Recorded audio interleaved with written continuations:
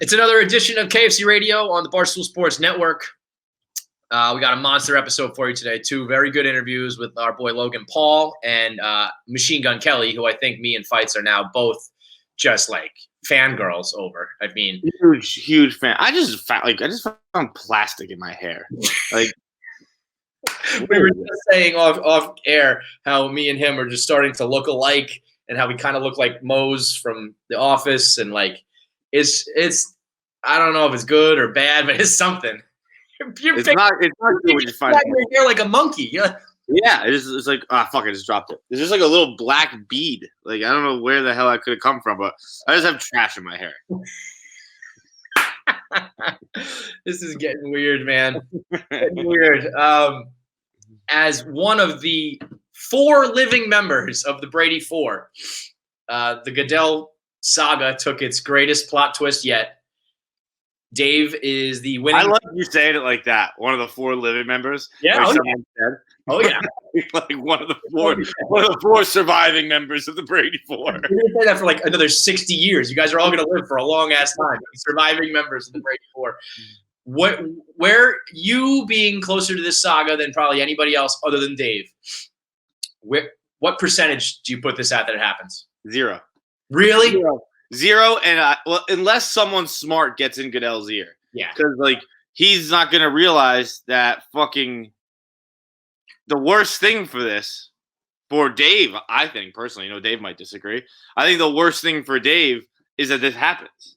Like, best case scenario, it gets canceled. Because worst thing that happens, like, if it happens and Dave shows up and, like, berates the guy for 3 hours, you kind of come out looking like an asshole. Yeah, I agree. Right? Like, I agree, but Dave is the best, literally like the best debater I've ever seen. Right. And he's going to do his homework. And when we were talking on the rundown, he's like, forget about Deflategate. I'm talking Ray Rice. I'm talking Greg Hardy. Like the real like bad shit that Goodell has done, where it's like, even if Dave berates you for 4 hours, it's tough to take the side of a guy who was like basically shielding domestic abusers. Right. Well, yeah, I mean, it's just true. If Dave goes in and, like, calmly, further, that won't be allowed. That just straight up won't be. Like, even if Dave is allowed there, I would be shocked to find that there's not some clause like you can't turn it into a live stream, you can't turn it into a recording. He's going to be able to have his phone on him. What's up? Dave thinks he's going to be able to. These are the wild things that go on in Dave's brains. He was like, they're just going to let me have my phone. I'll just film on my phone. It's like, they're just not going to let you do that, dude. No, that would be like, there's no, I don't know. I just think there's no way they allow that. Even a phone, like a Chappelle show, like you got to leave your phone out here or something like that. Yeah, there's little things they can do that aren't crazy. Like that can't be like, what a police state where it's just like, right. No, like you won a 3-hour session with the commissioner. Like you didn't win an 80,000 person live stream. You right, didn't, 100%. Right? And I mean, he so the NFL, he had a little birdie tell him that the NFL has like a Treadstone Jason Bourne dossier on him. He was like, what else could there be? And I was like, I don't know, Dave. You tell me, bro. Like, are you walking into like a trap? Like, what if he gets in there and Goodell just has like this fucking layout of like everyone has something, right? Like I don't even know. Like I would be asking the same question. I'd be like, well, I don't know what they have on me, but I'd get in there and there'd be shit I didn't want them to have on me. Exactly. And Dave's like pretty much an open book, but you're telling me there's things that Dave Portnoy doesn't want the world knowing. That right. I mean, the scariest thing I think out of all scenarios would be that day, Roger Goodell being like, come on in.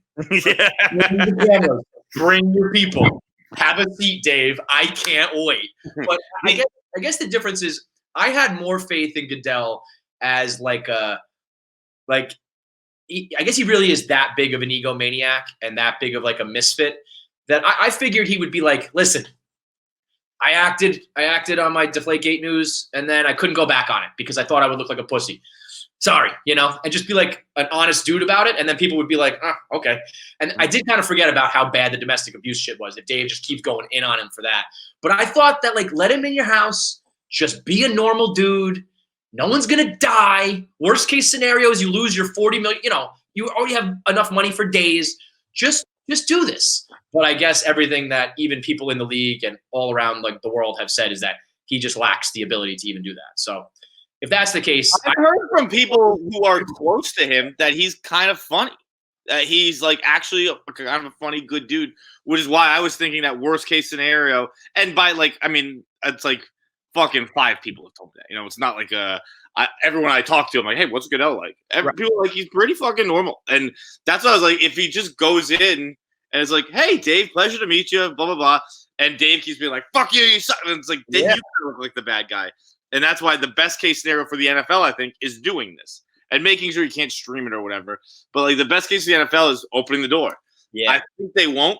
I think that will just take Dave to another level of. Well, in Dave's mind, he's like, I've already won. Because either they let me do this and I win, or they back out and I win. And what I think the league should have done was call up American Express and be like, you guys have been a sponsor of ours for how long? Call this dude up, tell him there was some fucking, something wrong with the bidding process. Someone actually bid $700,000. You weren't even close. And, I don't know. But he said he would have gone to the moon. He's like knowing that there was a bidding process, like if it just kept going up, he was like, I would have gone unlimited. I would have never stopped. And it's smart. It's smart. It's going to work out for him. It's going to be the best case scenario. Does he get to bring people with him? I didn't think so. That, by the way, that was the weirdest fucking auction where it was like, 1, you get to watch a game with Goodell in his basement. 2, you get 2 tickets to a football game. Like, dude, I just bet $250,000 to watch Monday Night Football. I'll get my own fucking tickets. No, but how about this? Who was the other person bidding like $249,000? Who the fuck has that interest in watching a game with that robot? Fuck that guy. Who would you pay money for? We were talking about CCK, like under the guise of charity, which that's all that is. We're it's under the guise of charity. We're not doing this because of charity. Dave's doing this for content. Charity is a bonus. Right. If you had unlimited money, would you pay for anybody? No. Like, we talked about that before with like the what my mom used to say as a kid when I couldn't wait in lines for things. She's like, I wouldn't wait in line for Jesus. And like that's kind of stuck in my head. Like there's because I just think if it's someone you actually want to hang out with, like someone you'd actually be interested in, like it just makes it weird. Yeah. Right? Like it just makes it very strange. Like now I feel like Brady's had a pretty cool one where I think his was like $800,000 and it was like come to a game and this and that, and then you come to dinner. And like even then I'd be like, dude, you don't have to come to dinner. If you want to come, lovely, I'd do it. But like I'm freeing you of the need to come to dinner with me. Yeah, I couldn't think of anybody. I said maybe for my kids, but even that I don't think I would want them to like that to be a lesson that you can like buy your friends. You know what I mean? So who are these fucking people? Dave said the main reason he thinks it won't happen, at least as is he says that they don't think that they'll give him his home address. And Dave was like, they give me his home address, I'm showing up with a fucking marching band. Could you imagine that? Just like marching down Bronxville, New York. Hey, Roger, let's go. And I was like, yeah, that's probably what they'll do is they'll change it to like a neutral site. And he gets that Grinch smirk on his face. And he's like, they said I get to sit in that seat. Like, oh my God, this is like when the bad guy gets the nukes in 24. Like, what do you do? There's no stopping him now. What? Crazy. Because also, if you don't let him do it, then you have to give him his money back, and therefore you're sacrificing $250,000 for coronavirus. Right. That's what I mean. Shouldn't Roger just be like, I'll put $1 million of my own dollars up to end this. 5 times the money to charity, and I don't have to deal with this asshole. It's the worst, man. He's in such a no-win position. There's nothing you can do. Again, aside from just being completely normal and like disarming Dave with normalcy, which it's up in the air whether or not he's capable of that. Right. But there's nothing you can do.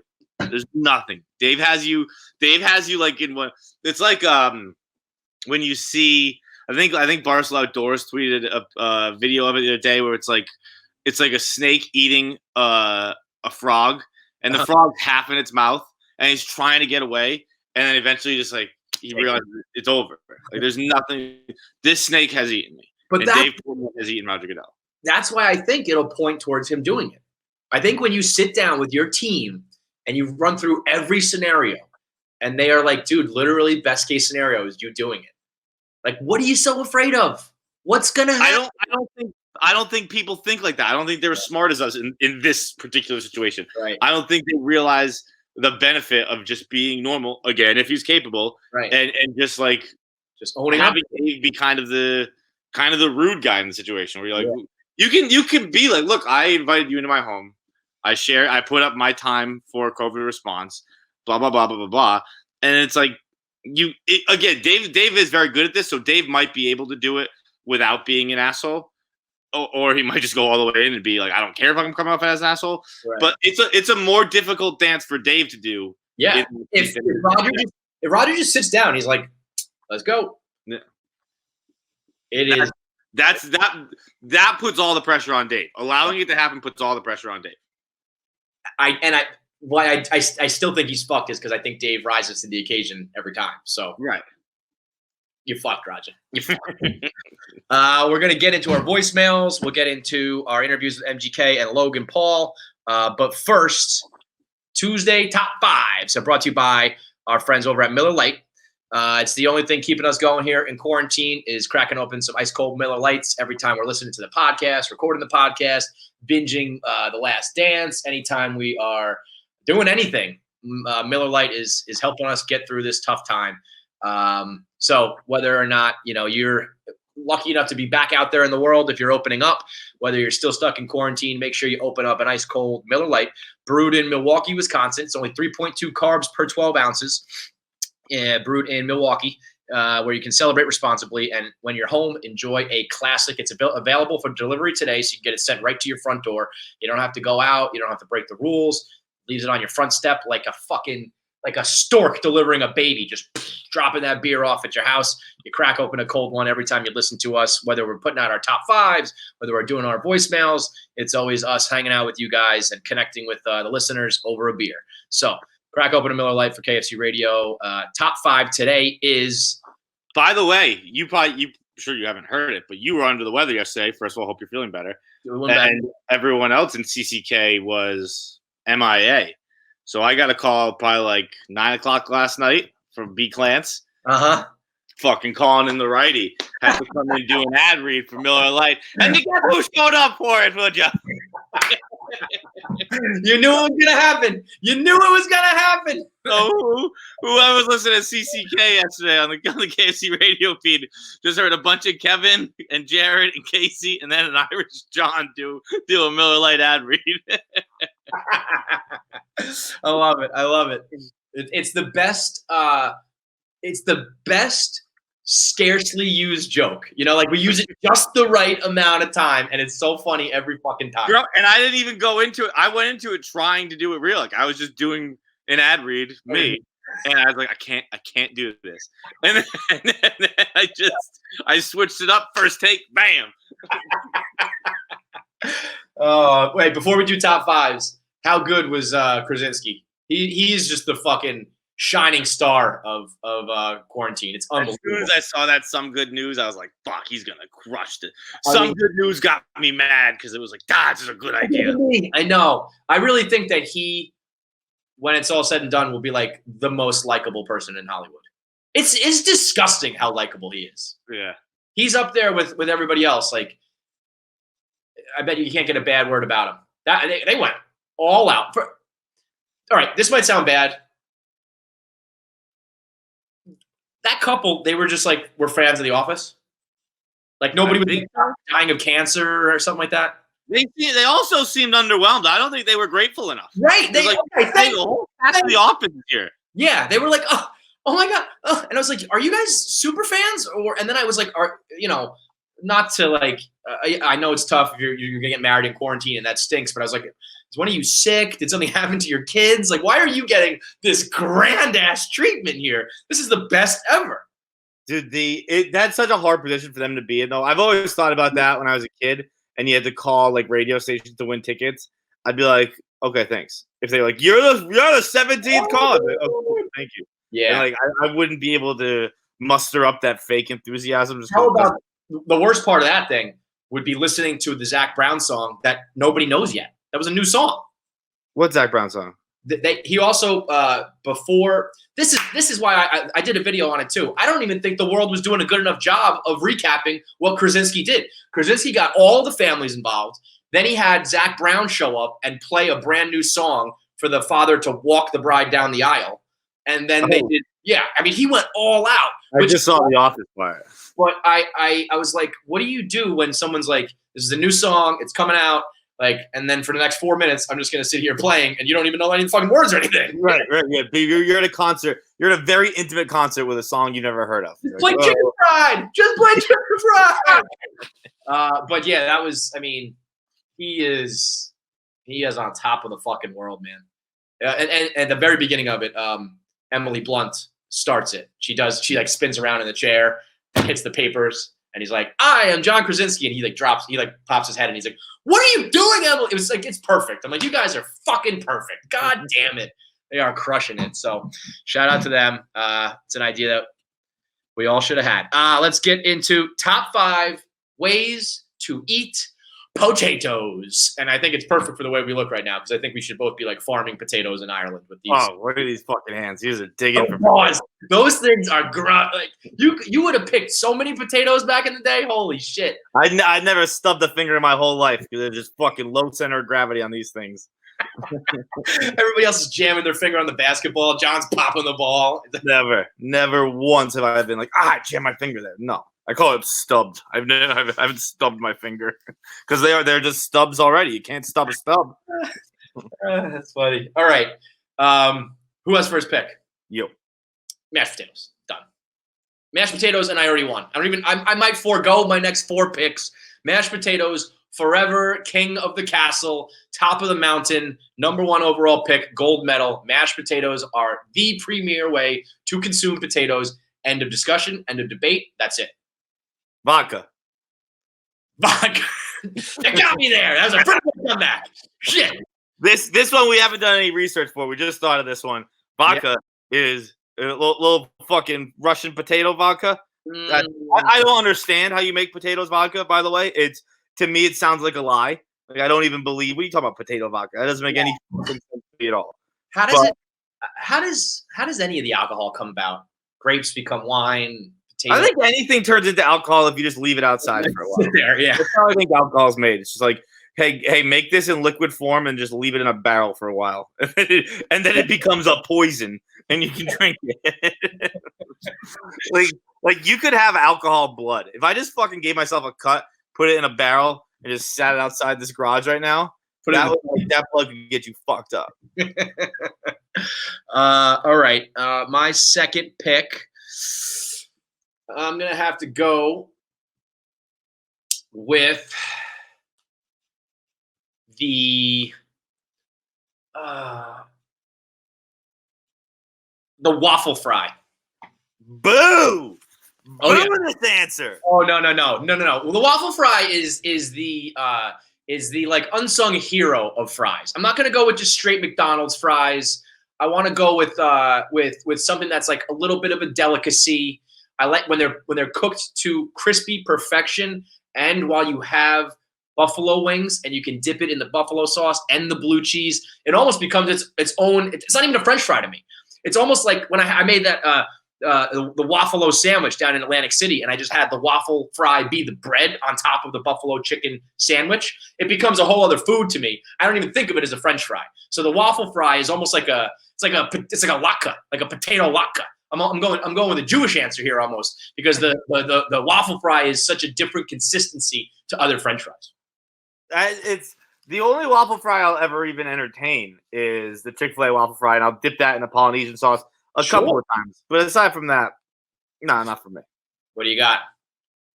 I forget if these are the same thing, but I'm gonna go with potatoes au gratin or scallop potatoes. I think they're the same. Those are fucking. What's up? Anytime I've ever had them, they're sloppy. That's why they're good. Yeah. I like it nice and fucking sloppy. I like my potatoes like I like my porn. Jesus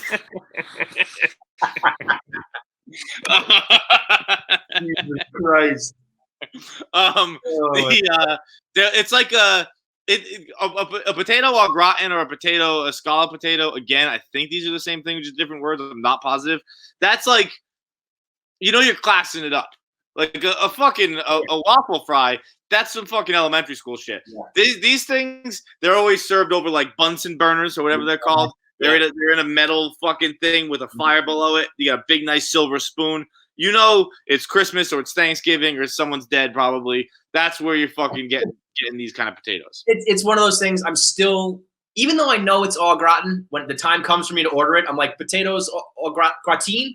No idea how to say it. I know how to say it, but I don't know how to say it. I always choke. I feel like every time au gratin makes you feel uncultured. You're like, there's no way this is how it's pronounced. Yeah, it can't be pronounced au gratin. It's gotta be like au gratin or something like that. And I'm the uncultured swine here, but I always choke when it comes time to order it. Absolutely great call. It's a total panic. In fact, I'll be like, and I'll take the potatoes and I point to it. Right. So I don't have to say it. Floppy sex potato, please. Okay. I'm gonna go with the twice baked potato with the sour cream, the bacon bits, the cheddar cheese, the chives.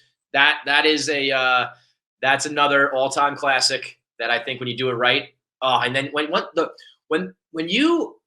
the world of potato skins opens up to you and you realize you can just eat those motherfuckers too, you don't have to scoop it all out. You can just eat the whole goddamn thing. Then the whole baked potato becomes this delicacy. It's amazing. That's my third pick.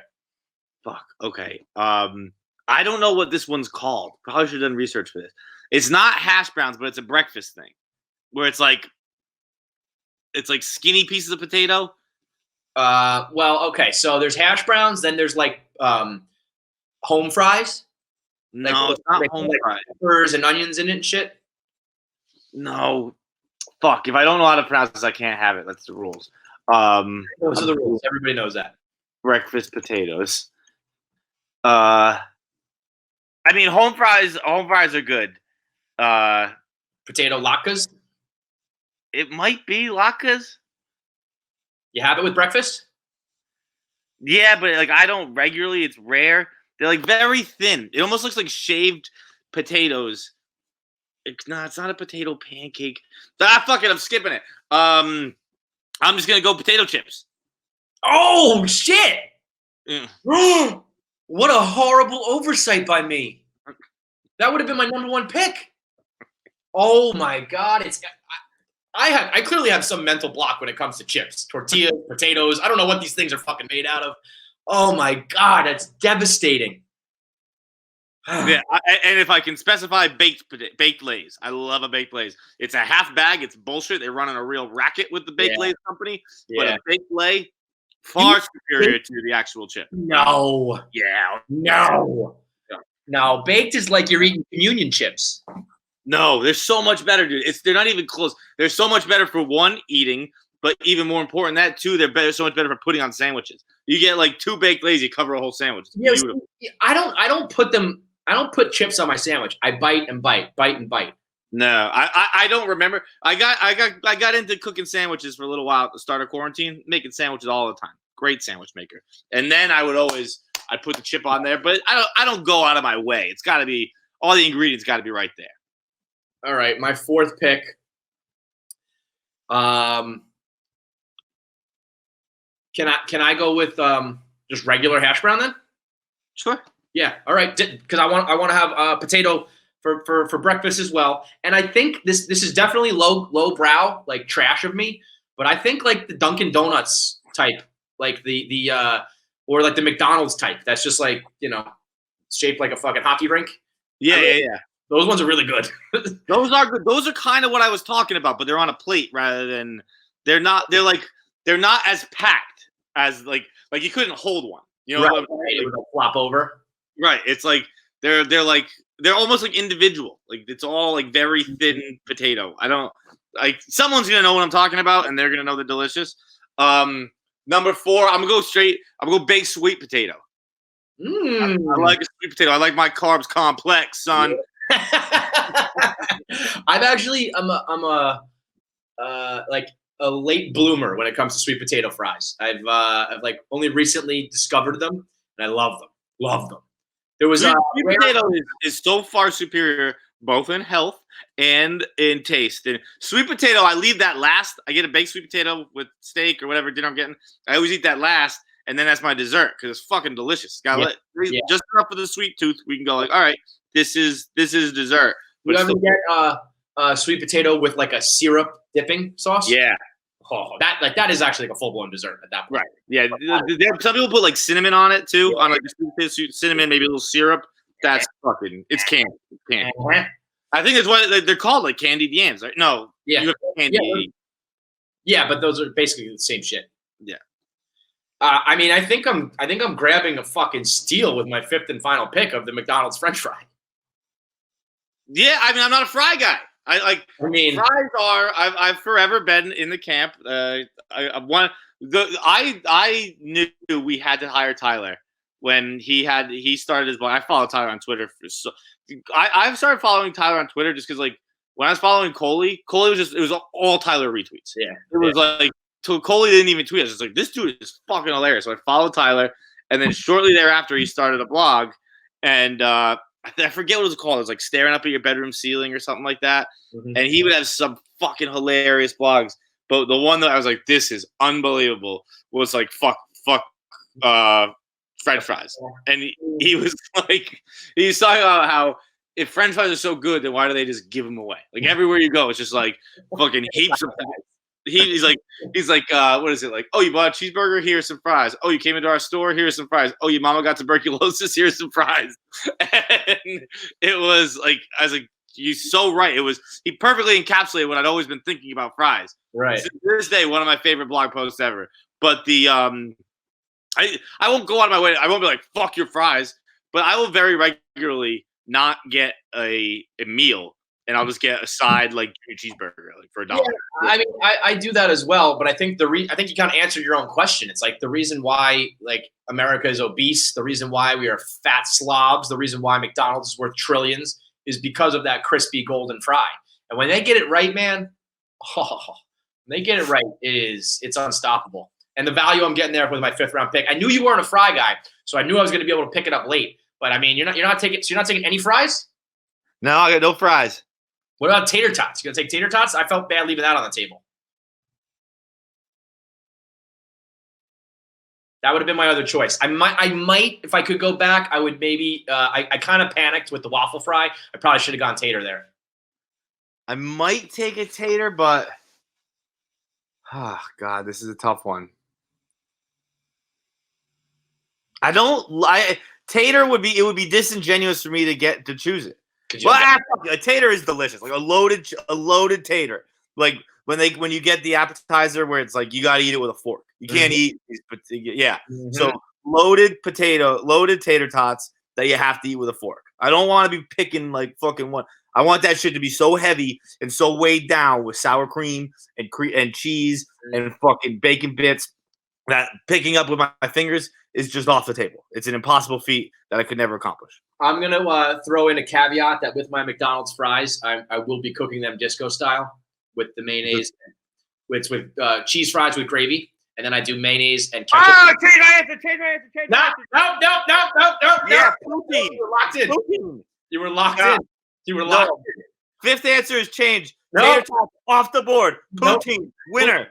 No. Dude, poutine's so good. It's definitely poutine. I want poutine. Give me poutine.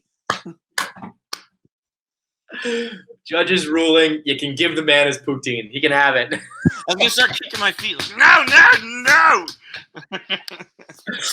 All right, that's it for our top 5s. Tweet at us and vote on who won this week's top 5. And that'll decide who goes first on Am I the Asshole. Johnny is living at home. Took a stroll down memory lane.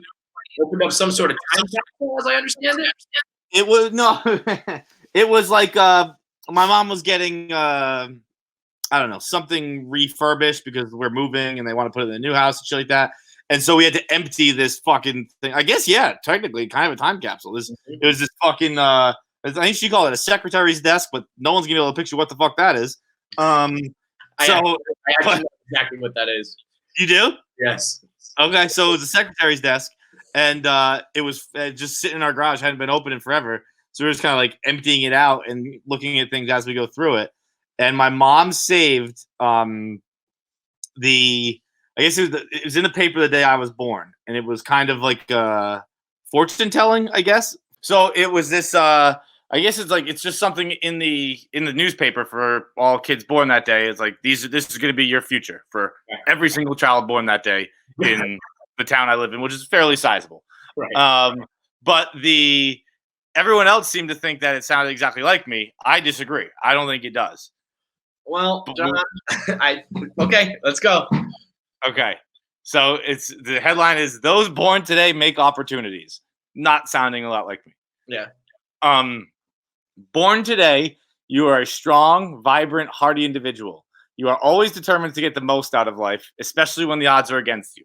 You have a way of making opportunities for yourself, and indeed, your greatest achievements will likely be of your own making. You enjoy having the money to do what you want when you want to, but you are not so money-minded that you'll work yourself into the ground. On the contrary, you enjoy taking time off as often as possible. You have been endowed with the gift of gab, and you are rarely at a loss for words in social situations. Indeed, you know how to work yourself into the center of virtually any conversation. This can be irritating to others at times, and no doubt will give you a colorful reputation. I mean, in the beginning, I was like, "Do your friends and family know you at all?" But we picked up steam. We hit our stride there. I think like 6 out of 7 things were you there, babe. It was, but like in social situations, I'm not known as a gabber. On podcast, sure, but you are not in with strangers. But if you're amongst friends, you're the one chopping it up. I guess that's true. Yeah. I just like how it's like this can be, what does it say? Irritating or something. This will be irritating to others. I love that. Like halfway through that, it's like, oh wow, guys, you really think this sounds a lot like me? And then you get to the irritating part. You're like, fuck, guys, come on. That was the one part where I was like, yeah, all right, that one makes sense. Everything else is like you work hard and you strive for greatness and you create your own opportunities, but that doesn't sound like me. And it's like, but you can be annoying. I'm like, okay, I see it. Well, I think when it's all said and done, this whole Barstool thing will be considered making your own opportunity. But yeah, I don't think nobody's really thinking of us as like the go-getters. Us. What would yours have said? Oh my God, I have no fucking idea. About me? I can't just say. I don't know. I'll come up with something for Thursday's episode. I'll see if I can actually find that. I bet you that's a thing that you can like track down for whatever they are, horoscopes or whatever. I'll try to find mine. If not, I'll write a little something. It's not going to be good though. I'll tell you that much. All right, let's get into voicemails now. Voicemails today are brought to you by Jack Pocket. Now, without sports right now, there aren't many ways to win money, and that's where Jack Pocket comes in with their lottery app. Jack Pocket lets you play Mega Millions, Powerball, and tons of other official state lottery games right on your phone. You don't want to risk going outside. You don't want to risk going to the convenience store. You can do it all right on your phone from the safety of your home in quarantine. Buy all the lottery tickets you need. That means you can play the lottery from your couch, from your bed, from the bathtub, anywhere your lazy ass wants to do it. You can play just like a food delivery service, but instead it's delivering lottery tickets, which is brilliant. The fact that you still have to go out, like pay cash and go to the place, it's crazy. Just put it on your phone. I'm going to become such a Mega Millions player just by being able to do it on my phone. I can't believe it even took this long. Jack Pocket's now live in New Jersey, Texas, and 5 other states. Players on Jack Pocket have won over $9 million in lottery prizes, including college football player in Minnesota who won the $1 million on Powerball. For the superstitious folks, you can pick your own lucky numbers or do random quick picks. What's your lucky number, John? 22. I'm lucky number 3. I don't know why. But, I mean, it's never brought me any luck or anything. It's just my number I wore in high school. Yeah, me too. It's 3, whatever, dude. All the winnings go straight to your bank account through your phone. And right now you can go to jackpocket.com/barstool to download Jack Pocket for free. And if you sign up now, you'll get a free Mega Millions or Powerball ticket. Could you imagine if you won a Powerball lottery with a free promo code? We get like 20% of that. For sure. Have you ever thought you won the lottery? I thought I won once. Best 17 seconds of my life. Yeah, didn't your friends like trick you? They didn't trick me. He was just stupid. He was a dumb friend. He genuinely thought it too. Thought we won $700,000 on a scratch off. Dude, honestly, those it was probably 17. It's one of the more vivid memories of my entire life. Yeah, that's got to be the highest of highs and the lowest of lows. We were watching. I don't remember what year it was. We were watching Pat's Seahawks. We were at a house in Southie. We were crying, hugging each other. And there were probably 40 of us. I mean, not that many, but there were a lot of us there. Yeah. So when you broke it down, we probably weren't even getting that much money. So it's $700,000 cut in half right away for taxes. It's $350,000. We probably would have had $50,000 each, which is a good amount of money, no doubt. But we were acting like it was life changing. It was the most fucking fun I've had. And then how did you realize it was wrong? Did he realize it, or did someone else look at it and be like, no? One other person picked up the ticket. Just looked at it. Just one single new set of eyes. Nope, absolutely not. I'm winning. Oh, I wouldn't even want to be that person. I would have just been yep. Someone else look at this. It was almost like a second wave though, where it was really fun again. Right. For being you fucking idiot. It was almost worth $50,000 to get to yell at him for the rest of the day. So go to jackpocket.com/Barstool. It must be 18 or older to play. Jackpocket is not affiliated with and is not an agent of any state lottery. Please visit jackpocket.com/TOS for full terms of service. Voicemails. What do we got, Nikki? Hey, what's up, boys? I was just listening to one of your recent podcasts talking about John being an author and all of his terrible notes on his notes app. I want to hear your big three about if you could see anyone's notes app. I know it's been done with text messages, but notes app, no one else is supposed to see your notes. It's almost like your diary or ideas you have. And you can see they're recently deleted as well. So whether it be I like this because Bezos or Elon Musk. I think there's a significant difference in notes and text messages. So I like the Do regular people keep notes? I don't know. Do people keep notes we keep notes where it's something that would be funny to talk about on a show, or is it just the same way? But I'm sure there are people who have little life epiphanies, or when you're drunk you write things down or stuff like that. What's funny is the people I would want to see most are the people that would be the last people I'd pick. I would love to see how. I know that Jay-Z doesn't write rhymes. He just fucking goes. I know that Dave Chappelle doesn't probably sit there crafting jokes. Jay-Z doesn't write. I feel like every rapper just says that. Everything I've heard from producers, they get in the studio with him and he just goes outside for a little bit, Bob knobs his head and then goes in the studio and just rips a song. It's pretty fucking cool. Wasn't that the Lil Wayne thing too? When Wayne was putting out 100 mixtapes a week. Yeah. It's just he has 2 tour buses and one's a studio, and he just jumps on that one whenever he feels like it. But that's the thing. I think that the two people that I know that about for sure, at least through legend, it's Jay-Z and Lil Wayne. If they said it about fucking some schmo, I'd be wow, that's bullshit. But it does sound like those guys don't even write shit down. The producer Ninth Wonder said that Jay-Z did the Blueprint album in a weekend. But just what? A weekend. And if you look at that album, it's H to the Izzo and Girls, Girls, Girls, Takeover. It is a sick album to do in a weekend. It was wild. So I'm sure that shit is exaggerated. It's like with the Last Dance. I love the drama and the theater of it all, but I'm also just thinking he was a dick sometimes in practice, and that was it. It wasn't the reason why they won is because he's great, and the reason why I think some of the shit's being romanticized on.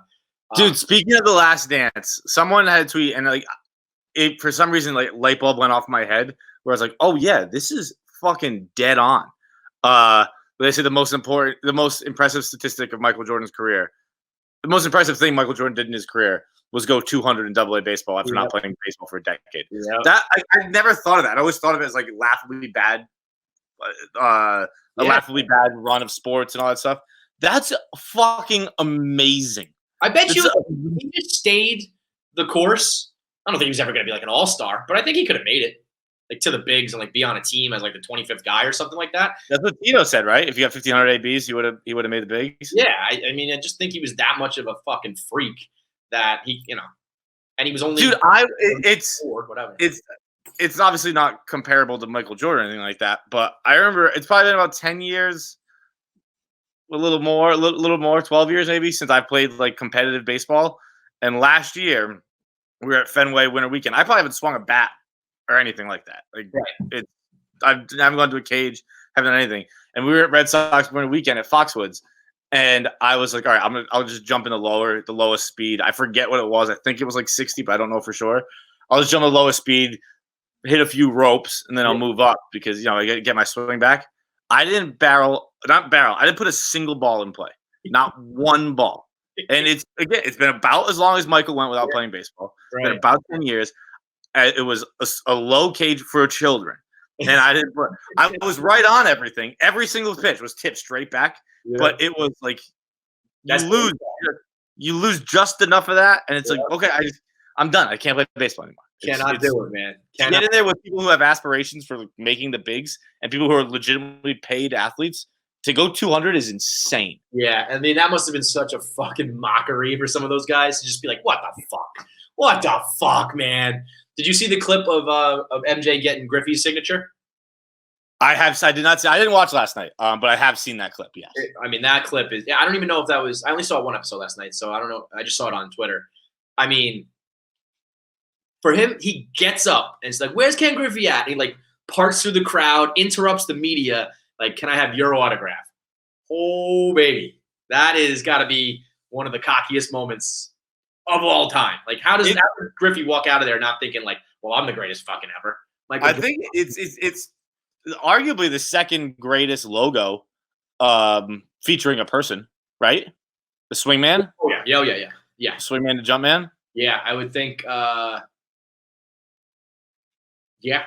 I can't even think of any others. Yeah, there might be only two logos that feature a person. Oh, I think I can think of Shaq. There's the Shaq sneakers where he's hanging on the rim, but those are yeah. So yeah, Swingman is because that was the thing. It was like it wasn't just that he was good; it was that he looked good doing it. That's kind of what MJ had. I said today on CCK, I think I'm out on The Last Dance because it makes me feel horrifically insignificant. I'm like, well, this is what life like could have been for some of us. And we're just not even in the same stratosphere. Like, I disagree with that. No one, that life couldn't have been that for any. Do you see also that it's like he wouldn't let people in his house? None of those shots are Michael Jordan's house. Oh, really? Yeah. Well, they rented houses in his neighborhood. He wouldn't let him in his. Yeah, I guess I think the trade-off in life is greatness versus happiness. Would you agree with that? No. No? I feel like everybody. I don't think so. Who truly achieves greatness has to like dedicate their entire lives to it. They usually like don't have the family life they want. They don't have the privacy they want. They almost become like a prisoner in their own success. Are you saying Michael was never happy when winning, or he's still not happy? I don't know. Maybe happy is not the right word. Maybe like relaxed sounds like very lazy. Like I think he had the rush from winning, like it was fucking dopamine to his brain. But I think he was like sick of not being able to like, you can't come to my house. I can't go out in public. People telling me like who I am and what I am. I don't know. I feel like I don't even think we're really getting the full answers on that. I thought it was very weird when he started crying last night, just talking about being competitive. Dead dad. He wasn't talking about anything that's really emotional. He was just like, I like to win, man. I like to win a lot. It's like, oh, you're crazy. You're really But yeah, I mean, not that, we all could be Michael Jordan, but like you hear the story of him being like, his trainer being like, when do you want to get back in the gym? And he's like, tomorrow, let's go. Like in between movies, I'm practicing. In between off seasons, I don't stop. And it's like anybody can just, we could fucking blog literally around the clock if we wanted to. We just don't. There's not that, but whatever. Embrace mediocrity. No big deal. Back to the voicemails. Wait, we didn't give any answers. Oh, what's the question? The 3 notes apps. Oh my God, not even close. Okay. I want some comedian who I think would be like, nerdy about the craft. I'd want some rapper who I think does write down rhymes. And I'd want yours. You want mine? I don't really have it. Like mine aren't. You could get my notebook. My notes app doesn't get a lot of run. My notebook. Although my notebook hasn't got much run since this started either. When I was blogging, like doing nothing but blogging. My notes app was filled with just like little comparisons and analogies and like scenes from movies that would pop in my head, names from like baseball that I just write down like Dante Bichette. I just write down names that I think would be funny. Oh, dude, you know what I wrote down the other day, actually? The John Dowd, I believe his name. Who? John Dowd. Who's that? He was Barry Bonds in the video games because he wasn't the NLBPA. Right. Things like that, where it's like he was just a big white guy. He wasn't even black. Yeah. His name was John Dowd. He's a 3-hitter for the Giants. Yeah. Just hit fucking piss missiles and wasn't a black man. It was wild that they just didn't make him black. It was like, we're going to make this as opposite of Barry Bonds as possible. But yeah, things like that where it's like all of my readers are going to like, this is going to resonate with them. This is going to be funny. That kind of shit, I think would be good. Who would you pick? Okay, Ozzy Osbourne. Ooh. Ozzy Osbourne. The dude on Survivor, the host. Jeff Probst?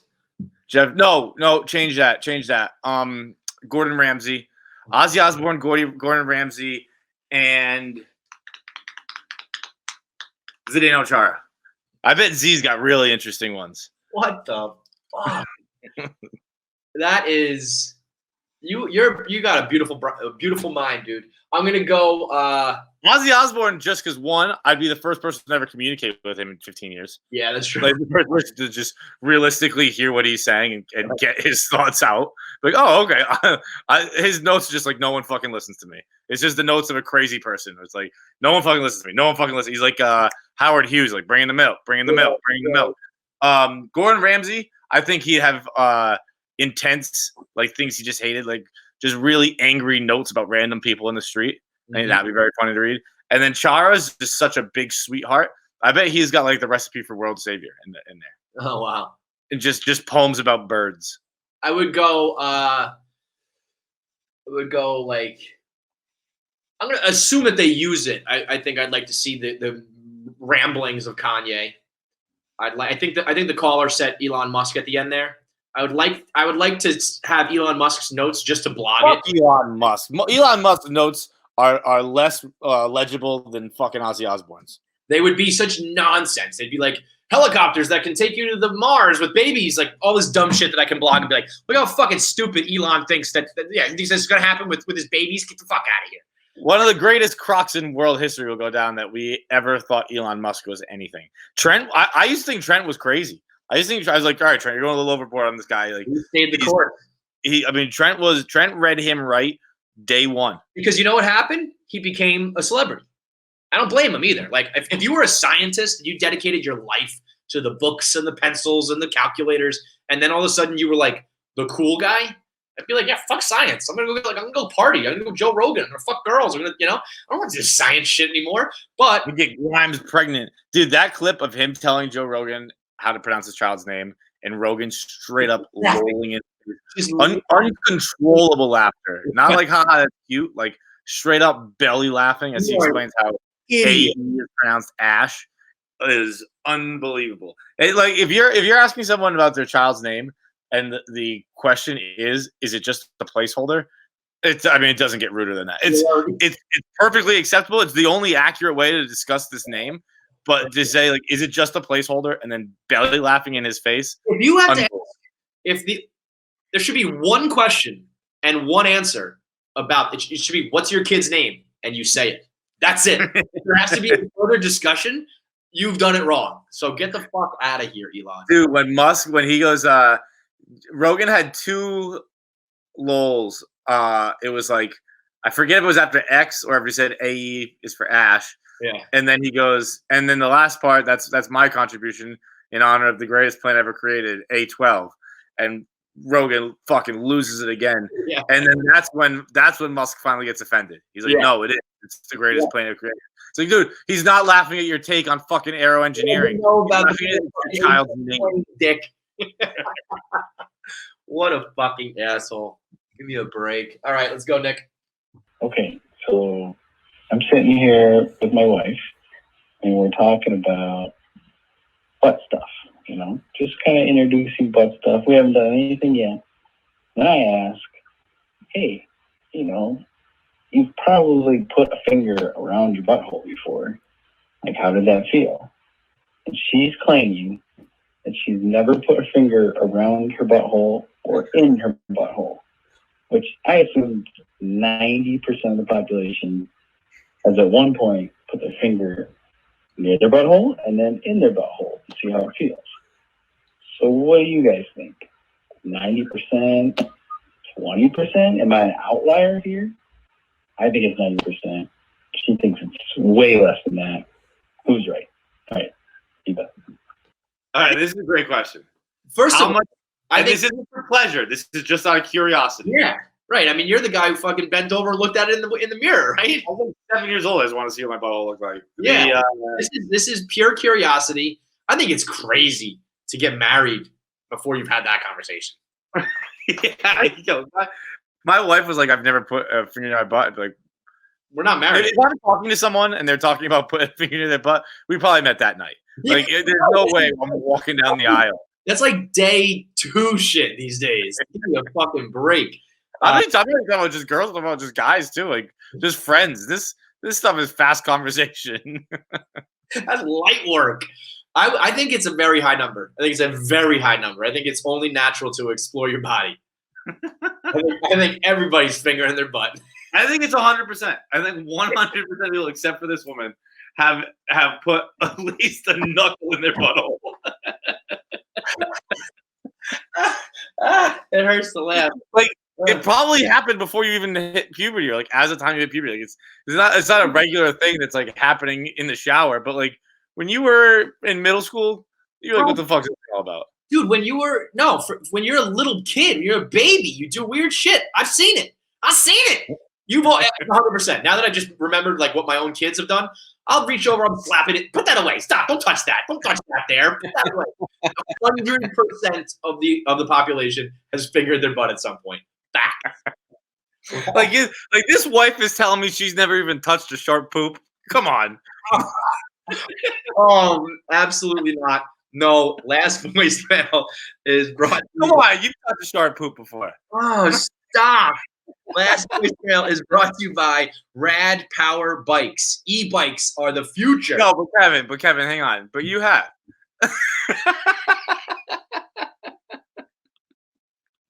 E-bikes, electric bikes, the best way to get out there and get on the move. You want to go out and take a stroll. You can pedal. You can rev the engine. You can use it both ways. You can get some exercise. You can cruise with the wind in your hair. It's good for the environment. It's good for your psyche. It's good for your body. When you get out there on the open road, play some music and feel the wind in your face. It's like going to the beach almost. It's like an experience, you know. You can whip it around town. You can drive it to work. Right now, nobody's commuting or going places very far. But if you're any of the delivery men, they've been using this for a long time, and they're the early adopters. What the delivery men are doing, we're not far behind. So get yourself a Rad Power bike, and your life will be changed forever. You got Father's Day coming up. We got a bunch of different holidays for reasons to get gifts. And an e-bike could really change somebody's life. They're voted the best affordable electric bike in 5 different categories, and they are the largest e-bike brand in North America. So Rad Power Bikes are the only choice if you're going to go for an affordable electric bike that's built with a purpose. It could be for commuting, getting out and about, whatever your reasoning is. Rad Power Bikes are the best in the biz. So right now, you can text 64,000 to get 0% APR. You can text sports to 64,000 to get low APR financing at 0%. And for a limited time offer, you get a free accessory with the purchase of a bike. You get a free gift card up to $100 in value when you text sports to 64,000. Free shipping to the lower 48 states. Hop on that e-bike and take your Rad Power bike to the next level. Me and Fights both rock them. You should too. That's sports to 64,000. Hey, Poop Guy Fights, to producer VC and Nick. I was thinking today, as I'm hungover, dehydrated as shit. I was thinking it'd be great to know, like, if there was a meter that shows how dehydrated I actually am and how much more water I need to drink until I'm not dehydrated instead of just chugging random amounts and hoping I feel better in the next hour or so. So what other types of meters would you guys like to have that let you know when things are running low or things are high or whatever? So let me know what you guys think, and Viva. This is a great question too. Two back-to-back great questions. This is, if you could have like an NBA Jam turbo bar for your health, and you could know exactly how much. Like if you woke up when you're hungover, and you look and you see that you got to drink like 200 ounces of water, it's right back to sleep. It's like, well, hang on. This one exists. It's just your pee. Like your pee is your dehydration meter. Yes, but there are times where you're in the midst of a hangover where you're like, this is never going to stop. What I really think you need it for is coming down from like when you're too high. If I could look at my phone and be like, all right, it's going to be like this for 3.5 more hours, and then I'm going to be safe. Like, good. Let me know. Because when you are too high from an edible or getting poisoned by your friend Feidelberg, and you think you're just never going to get off the roller coaster, that's the type of shit that your fucking psyche gets fractured on that one. Let me know when I'm getting down from my high. Let me know when my hangover. I also would like, let me know pre-hangover. Let me know how drunk I can get before tomorrow's going to really fucking suck. Yeah, a drunk one would be nice because you're just like, okay, I might not feel it yet, but I'm drunk. Gonna happen. But again, we should know that by now. It's like, oh, I'm like slurring my words, or like I'm getting really loud, or I'm dancing. Like I'm gonna be fucking drunk. I like a horny meter. Ooh, Just be like, how horny are you right now? I think that would just be a funny one. Just because I bet like your base level, like just you're out in the world, you're a horny 5. Always minimum. Until you're like 70, then maybe it dips below 5. But like a meter of like point of no return, like you're so horny you will make a bad life decision. Go jerk off. Right now. Have that JJO point of no return where it's like, all right, you're back in the green zone. You're not in the red zone anymore. Boy, that's a good one. I would even maybe in my older age, like a food hangover or like a heartburn meter. Like, don't take that last bite. You know, like you've had like 10 wings. If you have an 11th, you're gonna fucking pay for it. The weird thing is, we have all these meters, we just don't listen to them. I mean, yep, like I was thinking, like, oh, food, that'd be a good one that could tell you when you're full. I have that fucking meter. I just fucking blow past it at all times. But like your horny meter, you have one. It's your penis. Yeah, there are levels. Every single human being has all of these meters built into them. You know what it is though? It's like the Ray Rice video. When you see it, it hits you harder. If you saw that you were well past your drunk meter, you would drop everything. Like, I got to go home right now. I'm going to be puking all day tomorrow. I'm gone. I'm getting out of here. If you don't. I wouldn't listen to that. No. Yeah. No. You probably wouldn't. No. Yeah. No. There's no way. Like a sleep meter. A sleep meter was going to be my first answer to know if I have enough sleep. It exists. It absolutely exists. Just don't listen to it. All of these things we have. Our body is so fucking advanced. We have every meter possible. I know. And it's just non-existent. Dude, when you think about how your heart beats, your lungs pump, your kidneys filter, like, and we're bags of shit. And you think about like someone like MJ who's at the peak of physical, you know, like we've just been given this gift that we just like throw in the trash. We just do nothing with it, you know? God damn. Terrible. Oh, speaking of this gift, did you see what I bought this weekend? No, what'd you get? At-home tattoo kit. Like a henna tattoo or a real one? Nope, real tattoos. Oh my God. Bad idea. It's a terrible idea. It's an awful idea that I'm gonna have forever now. Like it doesn't come until May 22nd. What's up? How's that even legal? Kevin, I jokingly searched it on Amazon Prime. You're practically losing money by not buying these things. Yeah. They start at $15. I bought one for $100. That's the expensive version. I didn't want to cheap out. So I have a $100 kit to permanently stain my body forever. It's going to be, I'm going to have it like, I'm going to have to get like a gun safe and just keep it there. Yeah. And I don't know the code. And only like, I'll have to call you to get the code and you can give it to me. We got to have keys. We got to turn our keys at the same time. If we don't lock that thing up Over under, I'll set it at a half. Homemade tattoos when you come out of quarantine. I will have. I'm going to have at least one. There will be. I'm getting an at-home tattoo. I don't know who's gonna do it yet. We're gonna have to play like rock paper scissors in the family for who gets the honor. Maybe everyone gets a turn. Everyone gets to draw on me forever. One time. I think my brother wants one. I think my sister wants. I think we're just gonna have like a tattoo night. That would be cool if it's like, Benny gets to draw the head, your dad draws one arm, Polly draws one leg, and they're all different like Mr. Potato Head features. That'd be kind of cool, actually. The thing, like, what made me decide to get it is like, it's probably going to be a bad tattoo, right? But like when people are like, oh, what's the story behind this tattoo? It's a good fucking story behind it. Absolutely. The whole point of a tattoo is a good story. That's the best story. Yeah.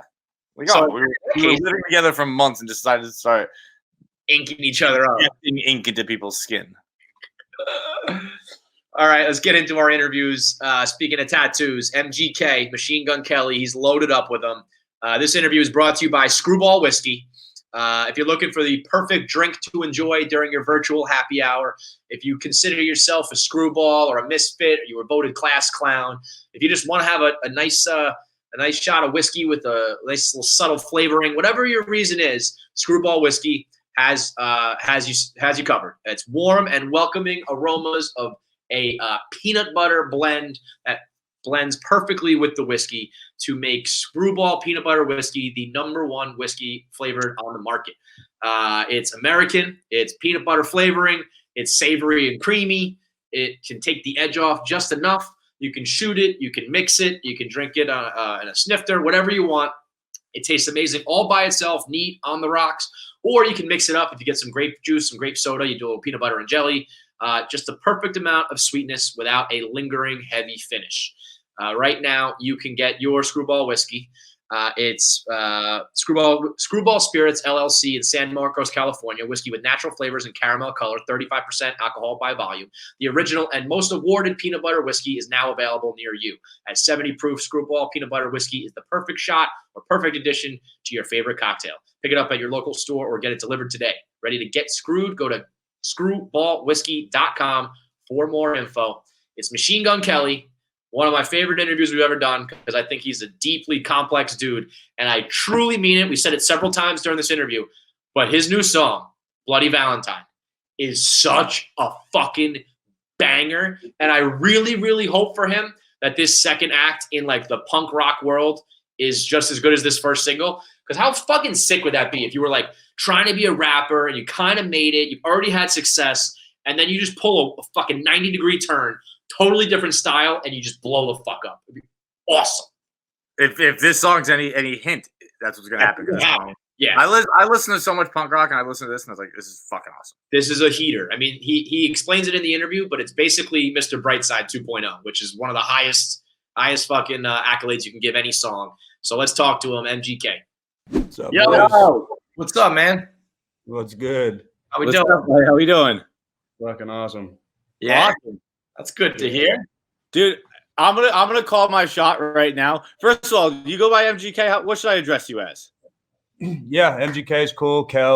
Colson's my real name, so whatever. I got a lot of MGK. I'm calling my shot right here. I think you and I are gonna be friends. Okay, I'm down with that. I like that. I don't know you guys' temperature yet, so I'm glad we're starting like that. Yeah. See, I didn't really know. I honestly what are we eating here? You gotta tell me what you're eating on.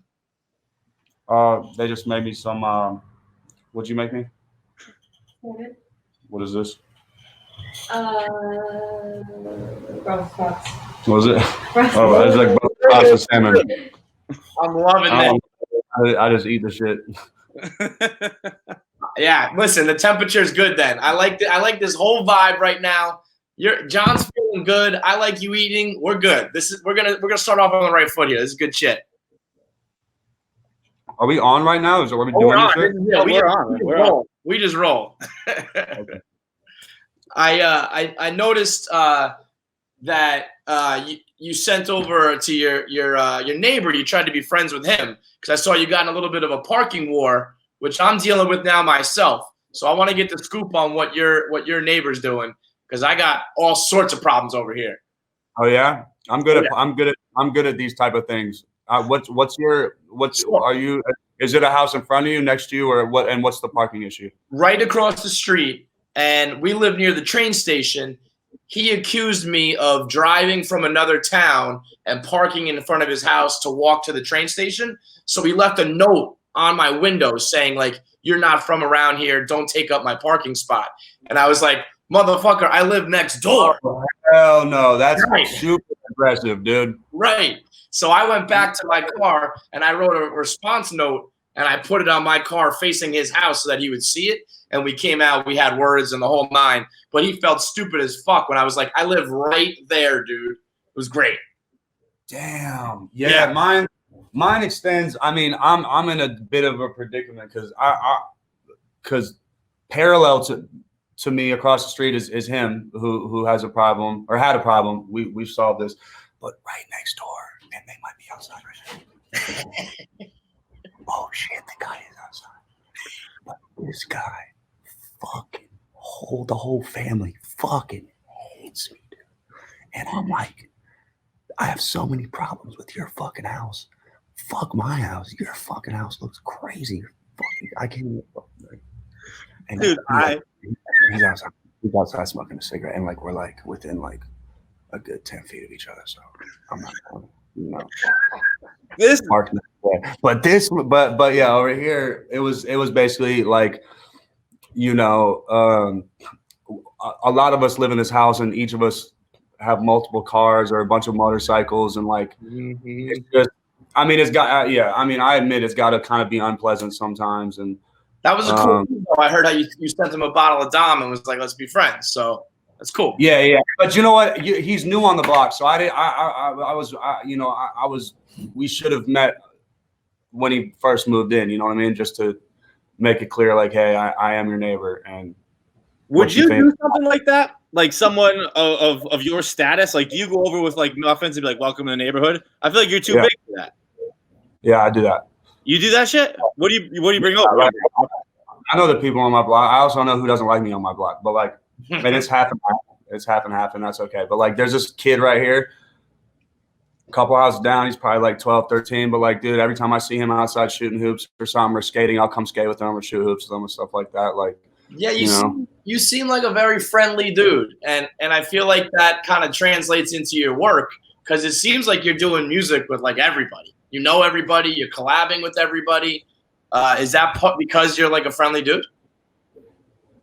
Fuck, man. I'd say, my reputation for a long time was kind of the opposite, which may have been not that I wasn't friendly, but I was just very on the defense all the time. You know how you answered the fucking call today and you were like, and I said even too, I was on I must be on some like 2015 shit because even I was like, what's your temperature? You know what I mean? Like, we're really just like, you're ready. Why are we doing interviews with each other if we don't even fucking like each other? You know what I mean? Obviously, we respect each other's work. So obviously, but like, that's part of growing up and being kind of like just the odd one out all the time. I was like I was the odd one out in middle school. I was the odd one out in high school. I'm the odd one out in the rap game. I'm the odd one out in the pop punk game. I'm the odd one out on tours. You know what I mean? I like, like it's shit, man. It's that makes sense to me though. It's like when you kind of dabble in a bunch of different worlds.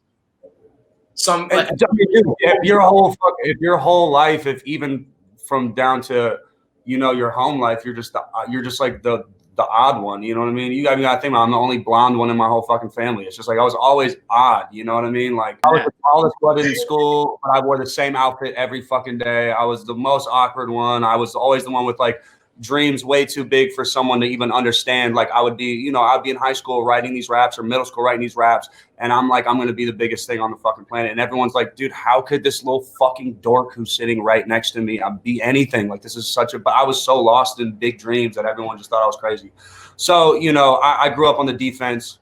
And then obviously when I came out, it wasn't like exactly like I came out with like, because it's funny when I look back, I think about like Mac, because me and Mac blew at the same time, and we were both like, he was literally like a fucking almost like a state neighbor, because I'm in Cleveland, he's in fucking Pittsburgh.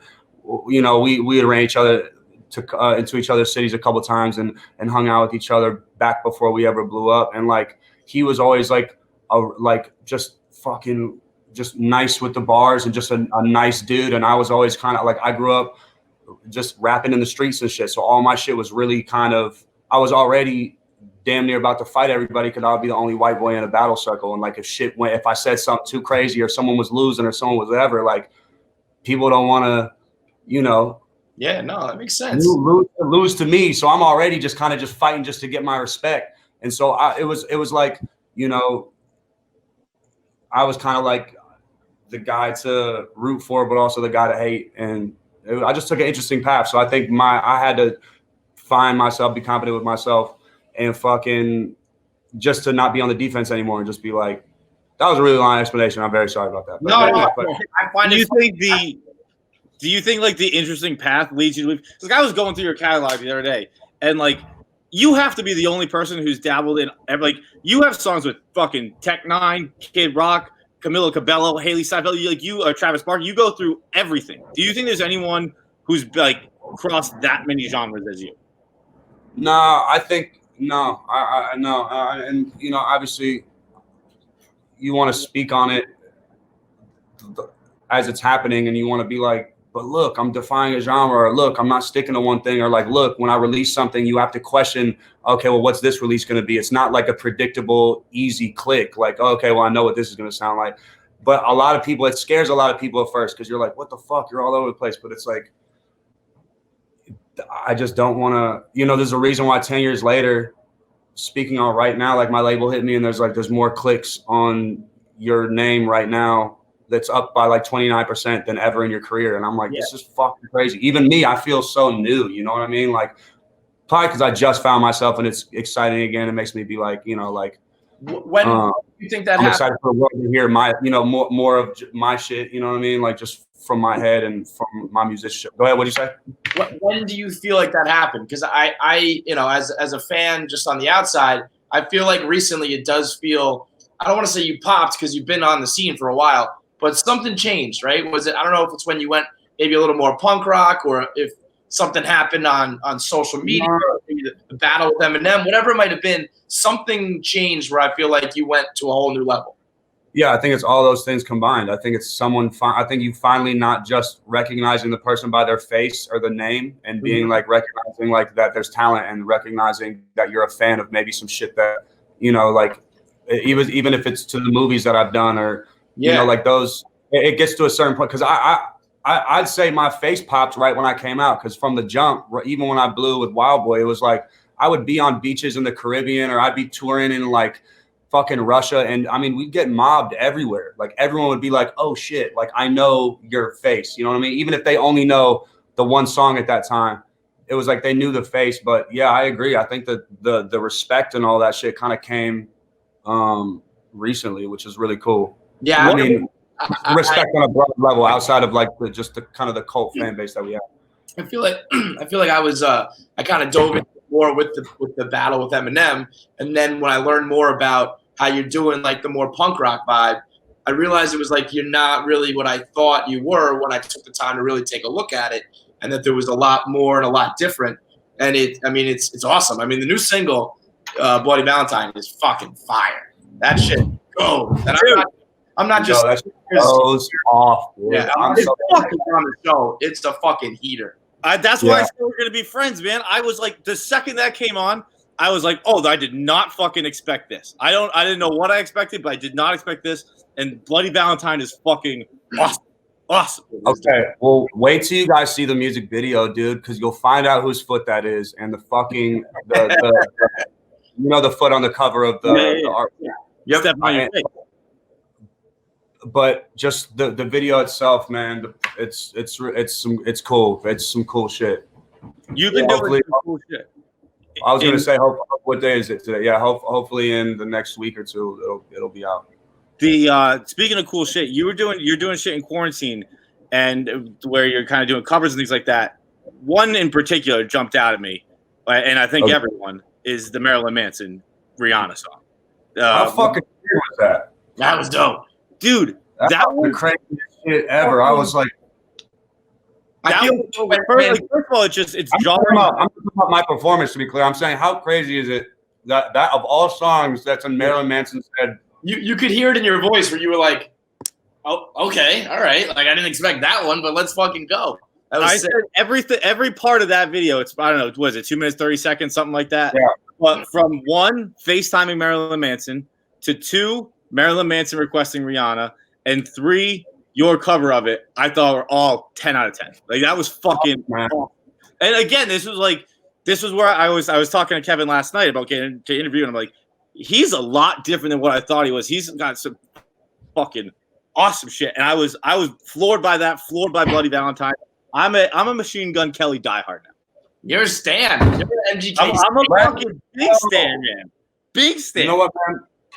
Number one, I really do appreciate you saying that. I think it's very cool that you know. I think one thing I realized was, you know, it's kind of, and I hope artists that are watching this or anybody just watching this period that is kind of wondering whenever their time is coming or whatever the fuck, like, dude, I had to sit there for 10 years and eat so much shit just to, you know, reach a point where I finally felt comfortable, not in my own skin, but just kind of like, yeah, confident, I guess, like, and finally getting some type of payback for the work that I felt like I was putting in from the jump. But like, you know, seeing like Cudi, the way that him kind of like 10 years later after his first album, like the young people coming out, like Jaden Smith and all these people coming out and being like, yo, he's the GOAT.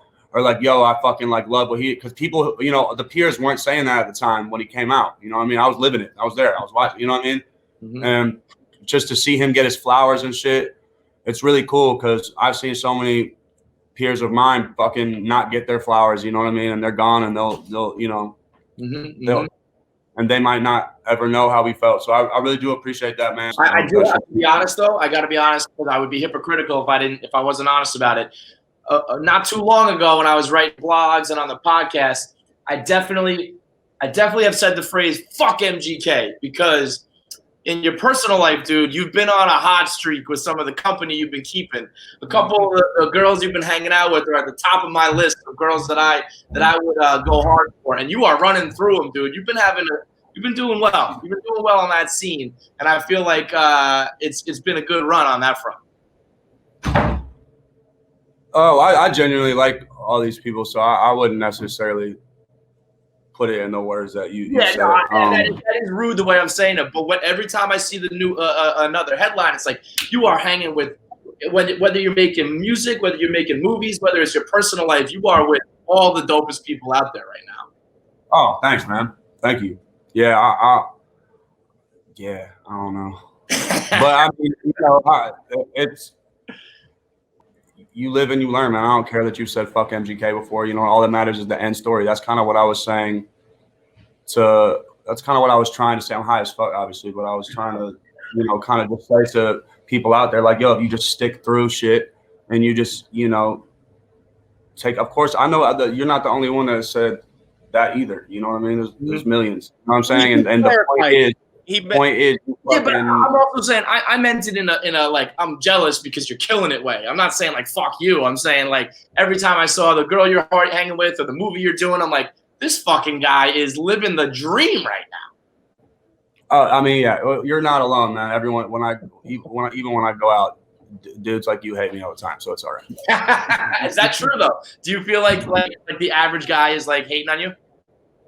Oh, absolutely. Yeah. You say when you go out, like people say it to your face? Oh yeah. That's rude. Yeah, that's down. I'll do it behind your back, bro. I'll say it on my blog. I wouldn't do it to your face. Oh wait, can you do a trick for us? I saw on your Instagram you had a fucking you blew a ring and then you like snorted it. Let me see. Oh, I got less wind. Hold up, dude. I love smoke tricks. Yeah, if you can do that. It's a party. Oh, sure. You recording? My bad. Can I do one little smoke trick in here? Right. You don't got to stop recording. I'm just like. Man, I want to be a fucking rock star.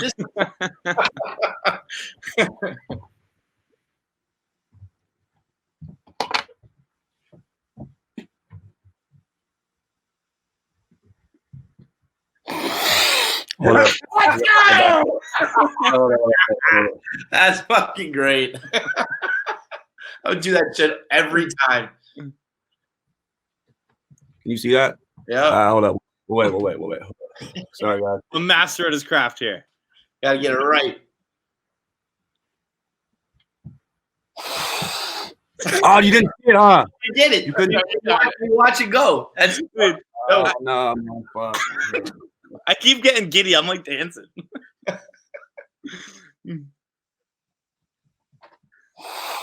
Could you see it? Yeah. I would do that I don't know if you can see it or not, but it was going in there every time. every time. I would do that shit. I need a name for it, dude. I never have a name for it. Do you guys have any suggestions? Oh, you know what we'll do too? We'll come up with some shit, but when we put out the podcast, we'll put it out on social. We'll see if we can get some ideas out there. We'll crowdsource this. I don't know how Name and Tricks works, but like the first thing that come to mind was blowing smoke. Because you're kind of blowing smoke. That's crazy. That's a pun. That's a bar, dude. Yeah. I mean, that would be it. We had a question for you. When we have, first of all, happy birthday, right? It was your birthday last week? Thank you, yes. But we have a lot of like when we have celebrities come through, we do like your birthday booze crew, like who you'd want to go out with, who shares a birthday with you. Do you happen to know any of the celebrities who share one with you?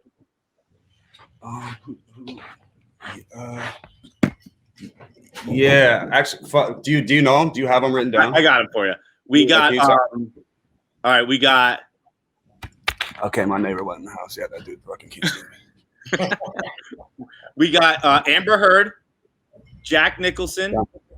Oh, that guy, yeah, dude. He's that was why I was stoked on my birthday. Was that Jack had my birthday? Because would he be in it? You also have Peter Frampton, Jeffrey Dean Morgan. There was one other one. Tito. Oh, Terry Francona. You're a Cleveland boy. Terry Francona on the list. You could chop it up with him and have a time. That's tight. I'm going with Jack for sure. Jack and Tito would be a wrecking crew. Jack, Tito, and Kelly. Watch the fuck out, man. And yeah, actually, one of my favorite rooms to hang out in LA. It's a secret room in this bar.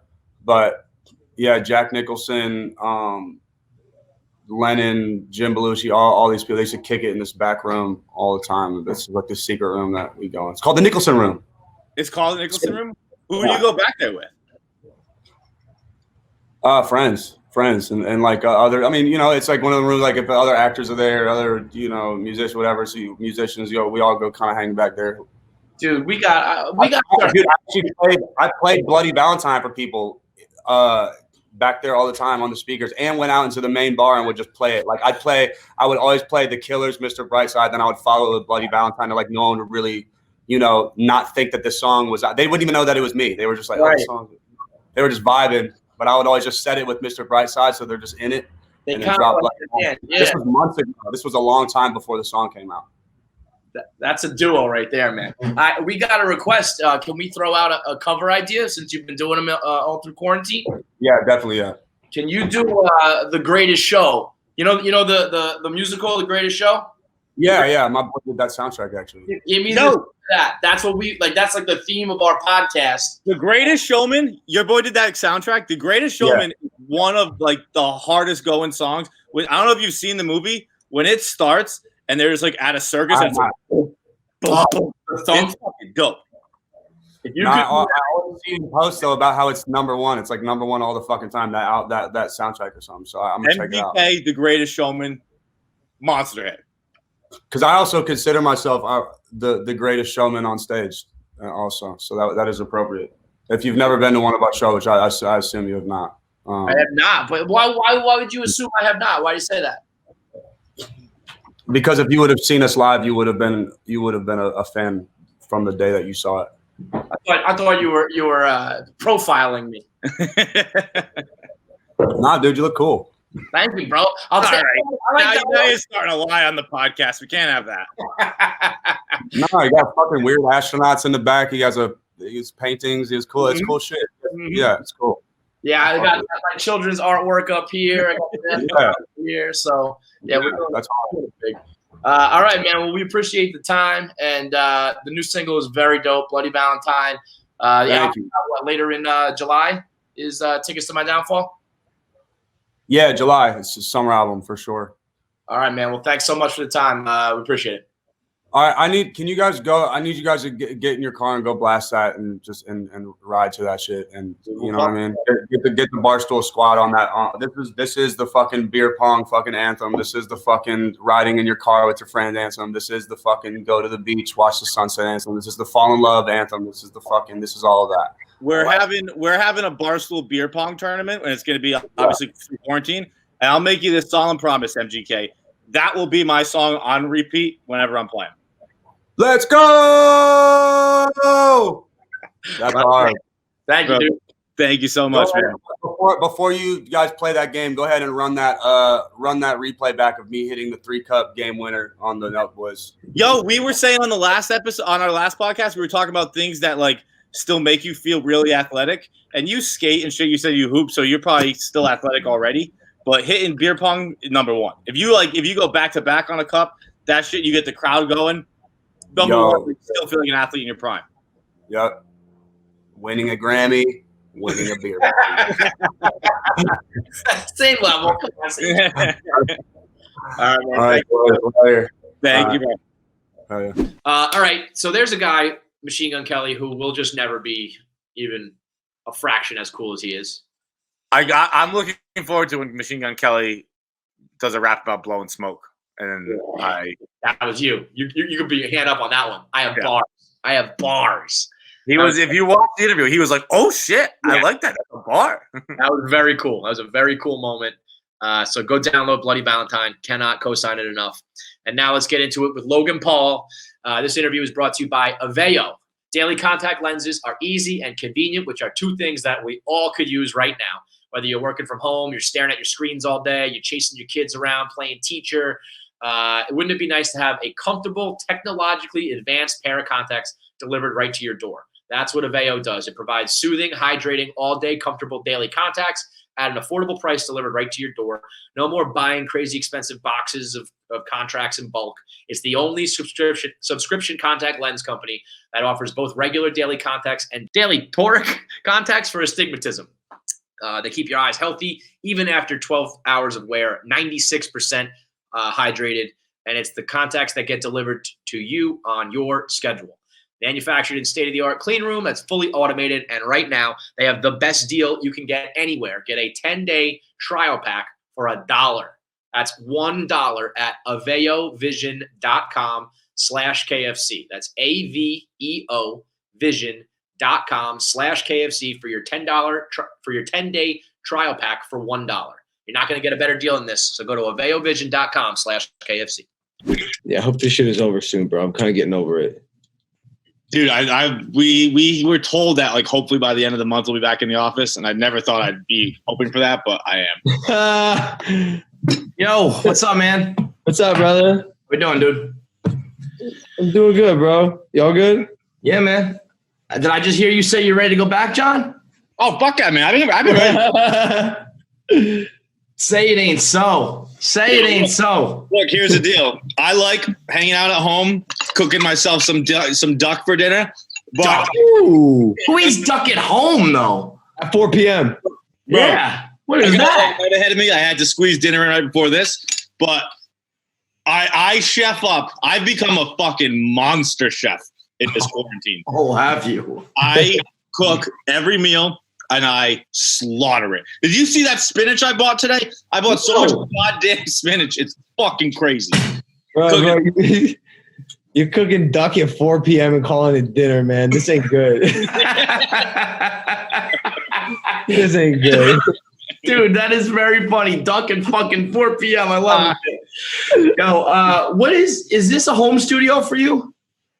Yeah, dude, I'm in my garage technically, but I mean, we kind of decked it out. But yeah, it's my That's fucking dope, man. I've been watching you. Oh wow, that's sick. That's a good setup you got there, man. It's like a whole home studio right there. Yeah, it's nice. I was watching you like I don't know, maybe a couple weeks ago it was just fucking bouncing around in that bungee cord thing.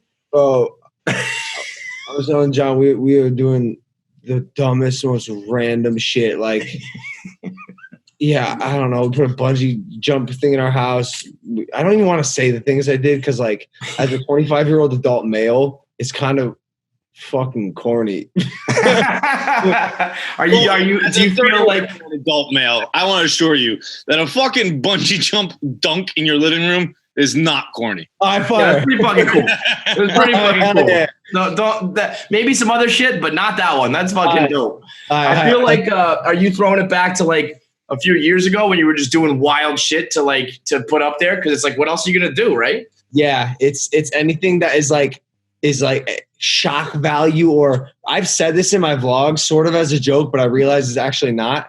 I'll do things just to feel something. Whether it's like we ate a hot chip the other day, bro. I took like 10 shots of lemon juice and kept putting my hands in like mouse traps. Like, bro, I have one here. I'll do it right now. Because the quarantine, bro, it's made me numb of all emotions and feelings, both physically and emotionally. Mousetrap, bro. Ow. I'll just do shit. Yo, you're just sounding like an addict right now, but you're like addicted to the internet. Yeah, you need to live. That's something, that buzz. Well, I mean, think about it. I'm assuming your life pre-quarantine, you said you're 25, you're killing it. I feel like you probably were out and about, you're partying with chick. I mean, last time I really like was seeing you guys, it was like Super Bowl and you're on the jet and you got porn stars and you guys are partying and like, and then all of a sudden, poof, that's all gone, right? So I feel like it's like you said, addict, man. You can't just go cold turkey. You can't go cold turkey on life. Exactly, man. I'm losing it over here. But it's good because something about filming all of it and putting it online makes it acceptable. Like, let's be honest, bro. Yeah. If I was at my house not filming myself drinking shots of lemon juice and like throwing the pool ball in the pool holes and you're crazy. It'd be weird, dude. Yeah, you're a total weirdo. Yeah. You put it on the internet for everyone to see, and it's like, yeah, it's work. It's work, man. Exactly. And so now what? Now we're dipping our toe into the movie game, huh? Is that what's next? Yeah, bro. So I've been dipping. Like, yeah, I mean, this is an old project, right? That's just finally coming to light. Yeah, man. We shot this 3 years ago, and today actually, Valley Girl came out. It's cool. It's a musical that takes place in the 80s, and although like I'm primarily a digital kid, I do like to sink my teeth into some acting stuff from time to time. Mm-hmm. Can you just tell me musical Logan Paul? Yeah, bro. So your boy Feilberg's like, you rang? He loves this shit. Love you. Where's my goddamn call, dude? I'm all about musicals. Wait, really? I swear to God. Fucking hang on, where are we at right here? This is my latest hot one, but we got big. Yo, I was just about to ask you this. Oh my God, bro. You like The Greatest Showman? No, we opened the show with like it's our theme song for the podcast. Bro, it's the best. It's so fucking. Yo, I watched it on a plane, I think coming home from LA once, and I watched it twice. I just like, as soon as it got done, I was like, run that shit back. My first time ever seen it. Wow, you really like musicals. Yeah, dude, I love musicals. He thought you were fucking with him. He thought you were messing with him. Like, all right, yeah, musicals, I get it. Like, no, man, we really love that shit. No, man, I go to Broadway. Like, the thing I do most in New York is go to Broadway. No way. It's a true story. Yeah, dude. Bro, Greatest Showman, my top 3 favorite movies. I have the entire soundtrack. I was actually about to walk out to what song was it? I forget. I was about to walk out to one of the songs for my first flight because I mean that's the thing. Those songs on that soundtrack, they fucking go, man. They're like they're not like little like hoity-toity songs. They fucking thump, you know? Yeah. So this is it. Yeah, it's like so Greatest Showman was an original soundtrack. This is I don't know what the verbiage is, but we sang songs from the 1980s. So you got the pipes too, huh? Nope, they didn't let me sing. That's fair. I have one line. I have one sing line. But honestly, dude, should have given me more, bro. Like, let's be honest, bro. Technically, I'm a platinum recording artist. You know, help me help you featuring Why Don't We, like multi-platinum record. Yo, listen, you throw a little auto-tune on somebody, everybody sounds good enough. Come on, fuck out of here, right? Exactly. Give you a break. So, what was this the first like full movie though? Full thing you've been a part of, or what? This is definitely the biggest. It's not the first full movie. Like I've done some primarily like digital based YouTube Premium, some Netflix stuff. Mm-hmm. But this is definitely like the biggest budget MGM films, like The Lion That Roars. It's that production company, bro. So when I found that out, I don't know. I mean, this thing had a lot of weight behind it. Yeah, man, that lion. I mean, everybody knows that. Bro. Oh shit, you're about to see a real fucking movie, man. Exactly. And so it's got to be weird though, dropping 3 years later, right? I feel like most of the time it's like, we just wrapped up a couple months ago and now we're gonna put it out. It's like you probably haven't seen some of these people or talked to them or whatever in a while, or you stayed in touch. Nah, long. I haven't spoken Yeah. to the cast in a while, man. Because 3 years, man. I was 22 at the time. This was pre Japan scandal, and so right. So things have changed just a little bit in the last 3 years for your boy Logan Paul. I'm a new human. Like, Had you been boxing and shit then? Like, are you much smaller in the movie? Dude, no. Actually, check this out. So boxing thinned me out. Boxing made me skinnier. So you're bigger in the movie. Yeah. So, dude, I play a high school jock, a tennis player. Mickey, right? Mickey Bowen. Hey, Mickey, you're so fine. You're so fine. You're blowing my mind. Hey, Mickey. Like, that song's about me, technically. Oh, shit. And before we started shooting, the director's like, hey, I don't know how to tell you this. Like, you're playing like a high school tennis player and you're a little thick right now. Like, you're kind of bulky. And we want you to lose 20 pounds. I was like, that's no problem. I could do that. And I didn't do that. so bro, so you got body shamed on set. Bro, body shamed. If that was a girl, if that was a female, there'd be headlines all over the place. Bro, I'm a 210-pound tennis player just walking around, arms as thick as my thighs, bro. I bet the director was just like, well, I don't know. He didn't do it. Action, whatever. I showed up to set and she I saw, she like looked at me up and down and like, she didn't say it because she wanted to keep the vibes good, but I just felt her energy, her disapproval of my work. That's when she sliced all your songs. She was like, fuck this dude. Bro, the problem is I told her I would do it. It's not her fault. I so confidently looked her in the eyes and was like, Rachel, got you. 20 pounds, no problem. And then see, the thing is, everybody can relate to that. Everybody has done that, but usually it's like to themselves in the mirror. I'm gonna get this beach body ready, and then when they don't, it's like, all right, whatever. But you did it to a director on a movie set. I felt so bad, but I just couldn't shave the weight. I could, and see, if I wasn't so young, I would have known how to do it. Like now, I could do it no problem. It would have been like a diet thing and a difference in the way I work out. But at the time, all I knew was like bench press and curls. Right. Yeah, man. Did you try? Were you like in there just putting up 235s? Be like, I don't understand why I'm not getting skinnier.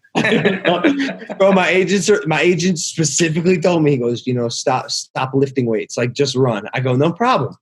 Go to the gym. I'm on the treadmill. All of a sudden, I blink. I'm doing bench press, bro. I don't know how I got there. I'm repping 225 for 15.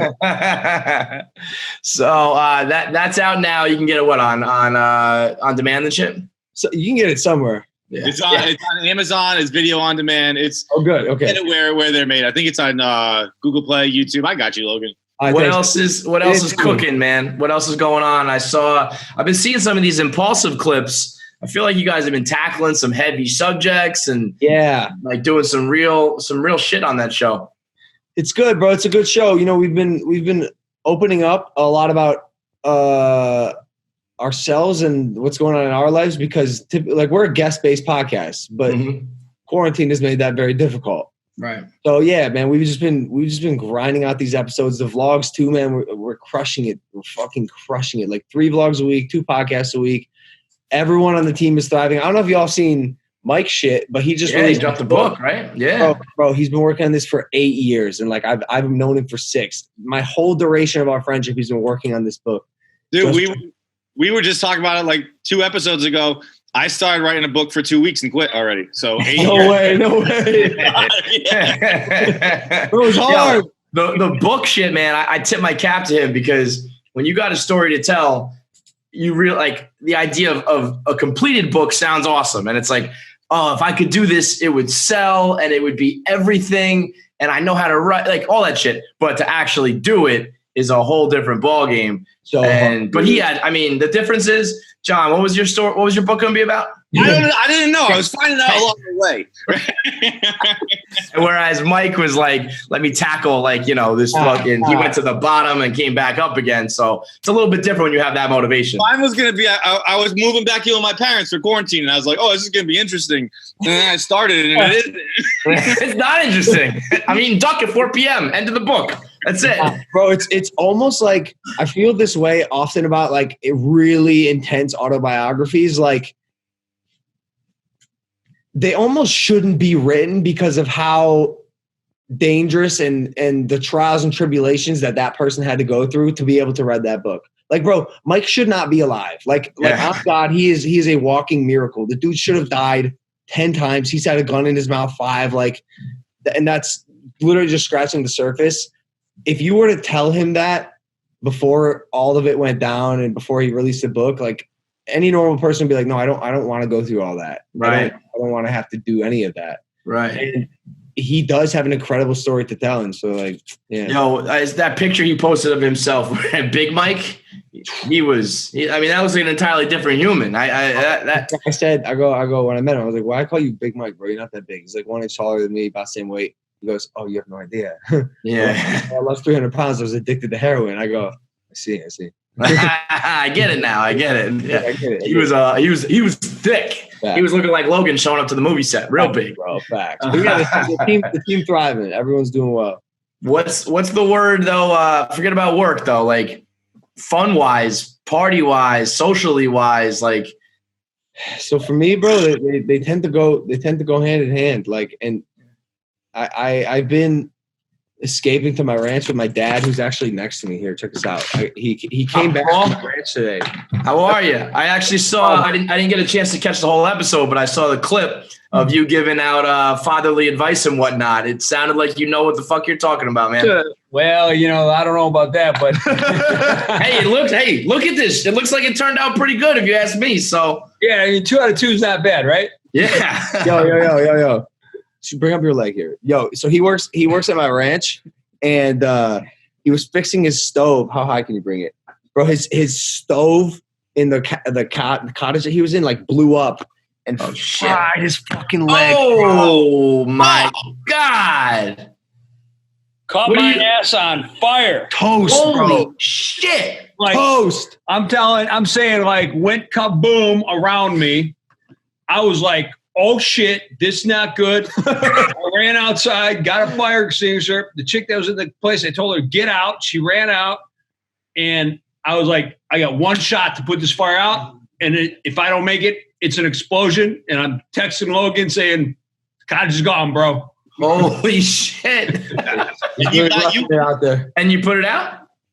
Yeah, dude, put it out and wouldn't shut the propane tank off. And the gal I was with standing out there naked, bawling her eyes out. She's like, what just happened? I'm like, oven exploded. She's like, we could have died. And I'm like, I know. She's like, but you're so calm. I'm like, well, look, when shit happens, you either got to be cool or you lose it. So, Yo, well, sign me up for losing it. I would have been naked and crying. It was that. Sign me up for losing it. Not only would I have been naked and losing it, I'm not going back in there. No way. Bro, he's a psycho. I would have said, Logan, you're doing pretty well. You can buy another fucking cottage, whatever. That shit blew up, right? See, that's the part where I question: am I really doing okay? Am I that? What do you think when you see him fucking bouncing on the bungee cords, smashing into lamps, and all that nonsense? I imagine he's doing that shit as a kid, right? Yeah, I'm sure you've seen that before. Yeah, I don't know if this is going to be the right answer, but the real answer is I wish I was there doing it with him. Man, it does look fun. I'm like, shit, I'm out here in the ranch on fire, and he's fucking bouncing around on a bungee cord, Yeah. It's true. Something's backwards there. Yeah, right? I mean, things are going. So is there more movies in store or what? Yeah, I think the next one I wrote with my roommate, Evan. Oh, so we're talking, now we're doing this Good Will Hunting shit, huh? We're going to go get some Oscars for writing? Yeah, maybe.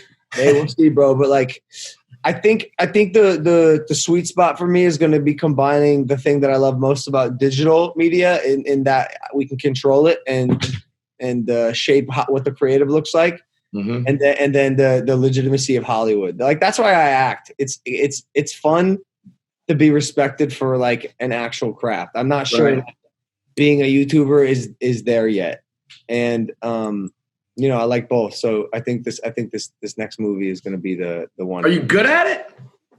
No, Not yet. I'm serious. I'm not. Yeah. Like I'm not a. Okay, I am about as good an actor as like Dwayne Johnson is. That's good enough. What It's the good- fuck it's is good that? enough. I mean, It's good enough. But like, you know, you won't catch me pulling off like the thespian. right. No. I understand that. But listen, The Rock still, you know, he has his moments where like, all right, this scene he's like being a tough guy action hero, but this scene he's being like the father, and this scene he's pulling at the heartstrings. He's a pretty good actor. The daddy's got to go to work scene from Fast and Furious where he rips a cast off his arm. That's acting. That scene's great. That scene's great. No, but like anytime I can, the closer I can get to like playing myself is my bread and butter. Like, because bro, acting's tricky. I had a movie called The Thinning where I was like a serious character, and I would play it pretty well if I do say so myself. And I'd come home, and I'd still be sort of like melancholy and sullen and downtrodden. It made me like depressed because the character was like this kind of like depressed, bottled up emotional teen. And I honestly, bro, all I want to fucking do in life is have fun. So if I can go on set, you do some physical comedy, some action, make some jokes, go home, dream come true. Do you I look forward. like acting classes, or do you? I did. I took acting classes for 5 years. Yeah. Oh no shit. Yeah. So like there's like a word for this where I'm much better at being me on camera. And were you like in these acting classes? Are they like regular old sign up? Because like you were already famous 5 years ago. So like, can you just go to a regular person's acting class, or are people just like, yo, that's Logan Paul? You can, because the acting class I went to also has other successful actors and actresses in them. Oh really? Yeah, like that's some shit. Like you gotta know someone, right? I got shot up to the master class. I think because of who I was. Like I didn't go through like all the, and I do have like a natural component, but like bro, these most of these people are 9,000 times better actors. Who do you give me an example of someone you're alongside? Can you say that or no? Yeah, I never did a scene with her, but she was in a couple classes that I was in. Do you know Shailene Woodley? Oh yeah. Oh yeah. Yeah, so she went there a lot, and there was a couple like big supporting actors and actresses that went there. Anybody throw any shade, being like, "What are you doing here?" Honestly, no, bro. Like, bro, one thing about actors is they're the ones who are still working to perfect their craft, anyways. Not the ones who already made it. The ones who are in the grind and have come really like from ground up. Dude, they're really nice. They're really great, special people, and really accepting. And you also have to be, bro. Like acting, I'm gonna be honest, acting's fucking weird, dude. Like you pretend to be someone else. There's a vulnerability and openness there that you have to have. Right. Otherwise, it's just not gonna work. And everyone in my class has had that. So that sounds like a movie right there in and of itself. Is like a YouTuber trying to make it as an actor, and he meets all these people in his acting class. I think that's maybe on the table. I look forward to you pissing off another realm of people who are like, yeah, he shouldn't be an actor, he shouldn't be in movies. It's like, guess what? I'm succeeding at this too, motherfucker. Yeah, that's honestly that's the goal. We did it with professional boxing. Let's see if we can take over Hollywood. I mean, at this seriously though, is it money anymore? Is it like what's the motivation? Is it to stick it to people at this point? I like proving people wrong. Yeah, because I mean, you're set money wise, right? 10 times over, I'm sure. Not 10 times over. Give me $1 million. Say again? You can't give me $1 million, I bet. I can't, bro. My business manager would be pissed. I'm set, but I'm not like set for life. Like I still have much work to do. So you don't if you keep living the way you fucking live, yeah. That's the problem. My monthly expenses are like, I don't even know if I can say this, bro. Like $250,000 a month.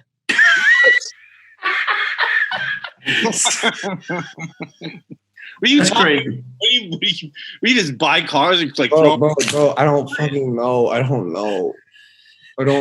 See, that's funny because that face right there, again, this is kind of relatable. It's just like take many, many zeros off. But most people are doing that. Like they're looking at their online banking, like I took an Uber there. I went to that restaurant there. I did this and that. And for you, it's like, I bought 2 Lambos. What the fuck was I thinking?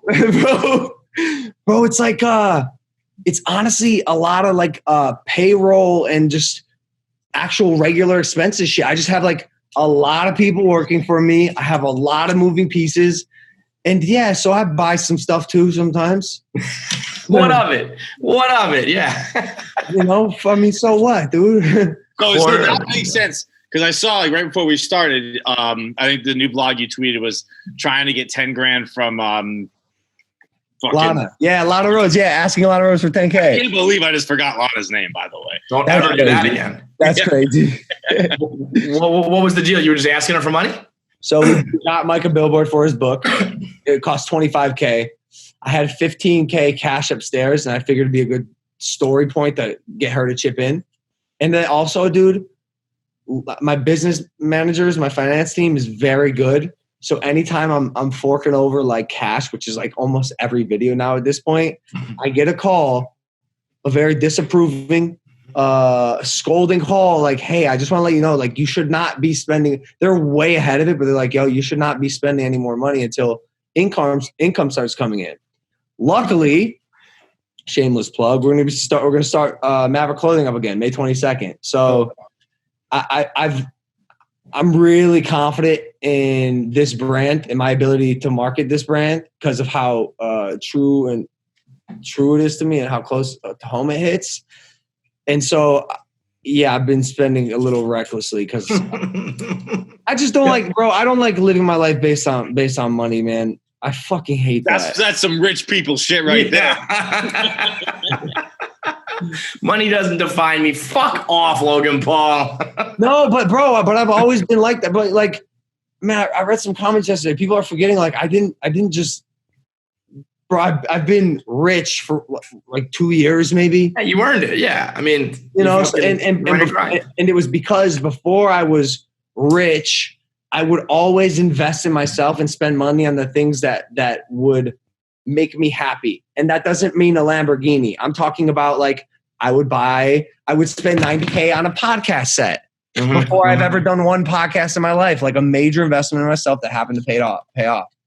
So yeah, bro, I don't know. Here's the conclusion. Here's the takeaway, bro.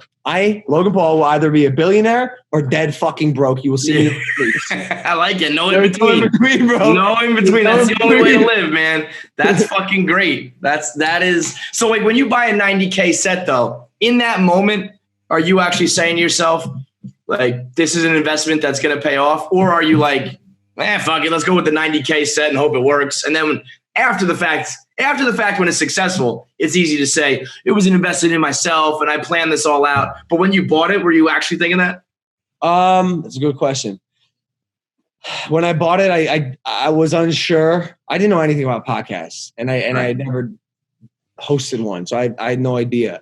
That was a big leap. That one was a big leap. Right. I also remember after we built it, like set completed, we didn't shoot our first podcast until a year later. So for an entire year, I'm like, well, I come into my garage and I go, there's 90K out the door. Like, yeah. Well, that's like, again, for the normal people, it's like you go buy a exercise machine and the clothes to work out in, and then you never go. The only difference is yours is $100,000 movie set or entertainment set. It's like you have to do something with it, bro. Yeah. No, it's good motivation though. And then when you did get on your grind, it obviously worked. So congrats, man. As always, shit is always going up every time we talk to you. So I hope so. Movies is next. Like I hope the next interview is you doing a major release, and maybe you'll be alongside The Rock or whoever knows what's next. You know. Wait, Logan. I got something for you guys. I can't say it yet, but if it happens, I want to come on the show to talk about it first. You got it, man. Anytime you want to give us the exclusive, we're here, bro. Yeah, you guys are the best, dude. Thank you, man. All right, boys. What else we got? You I guys was stay going to ask healthy. you how quarantine's going. I mean, you're pretty new in a relationship, right? How's that? Are you guys together in quarantine? Yeah, man. She's upstairs, and I got a text from her 10 minutes ago that said, hurry back with the tongue emoji. Oh, shit. Why don't you just bring the computer up there and fucking. No, I was going to say you should start OnlyFans and shit, Logan. You want to get rich? OnlyFans. I bet you could get some OnlyFans cash. Oh, I guarantee. If Logan starts jerking off on the internet, people will be buying it left and right. Oh, no. Let me pitch you something, bro. Okay. Okay, here's the $1 billion idea, okay? So OnlyFans, primarily hot young women are luring men to come in and see them naked. So I'm going to start a new app. It's called OnlyMans. And it's just me and a bunch of dudes doing the same thing that the girls are doing, charging the women to see our hot nude bods. All right, well, you can do OnlyMans. I'm gonna do. You're gonna have to compete with me. It's called Lonely Fans, and it's the guys who don't want to pay the money to see those chicks, and we just get together and we talk about shit. That's cool. That's fucking cool, man. That's actually a better idea. I'm gonna invest in that one. All right, bro. We appreciate it, dude. Go get up there and keep her happy. All right. You guys are great. I'll talk to you soon. Stay safe and healthy. Later, bro. Yeah.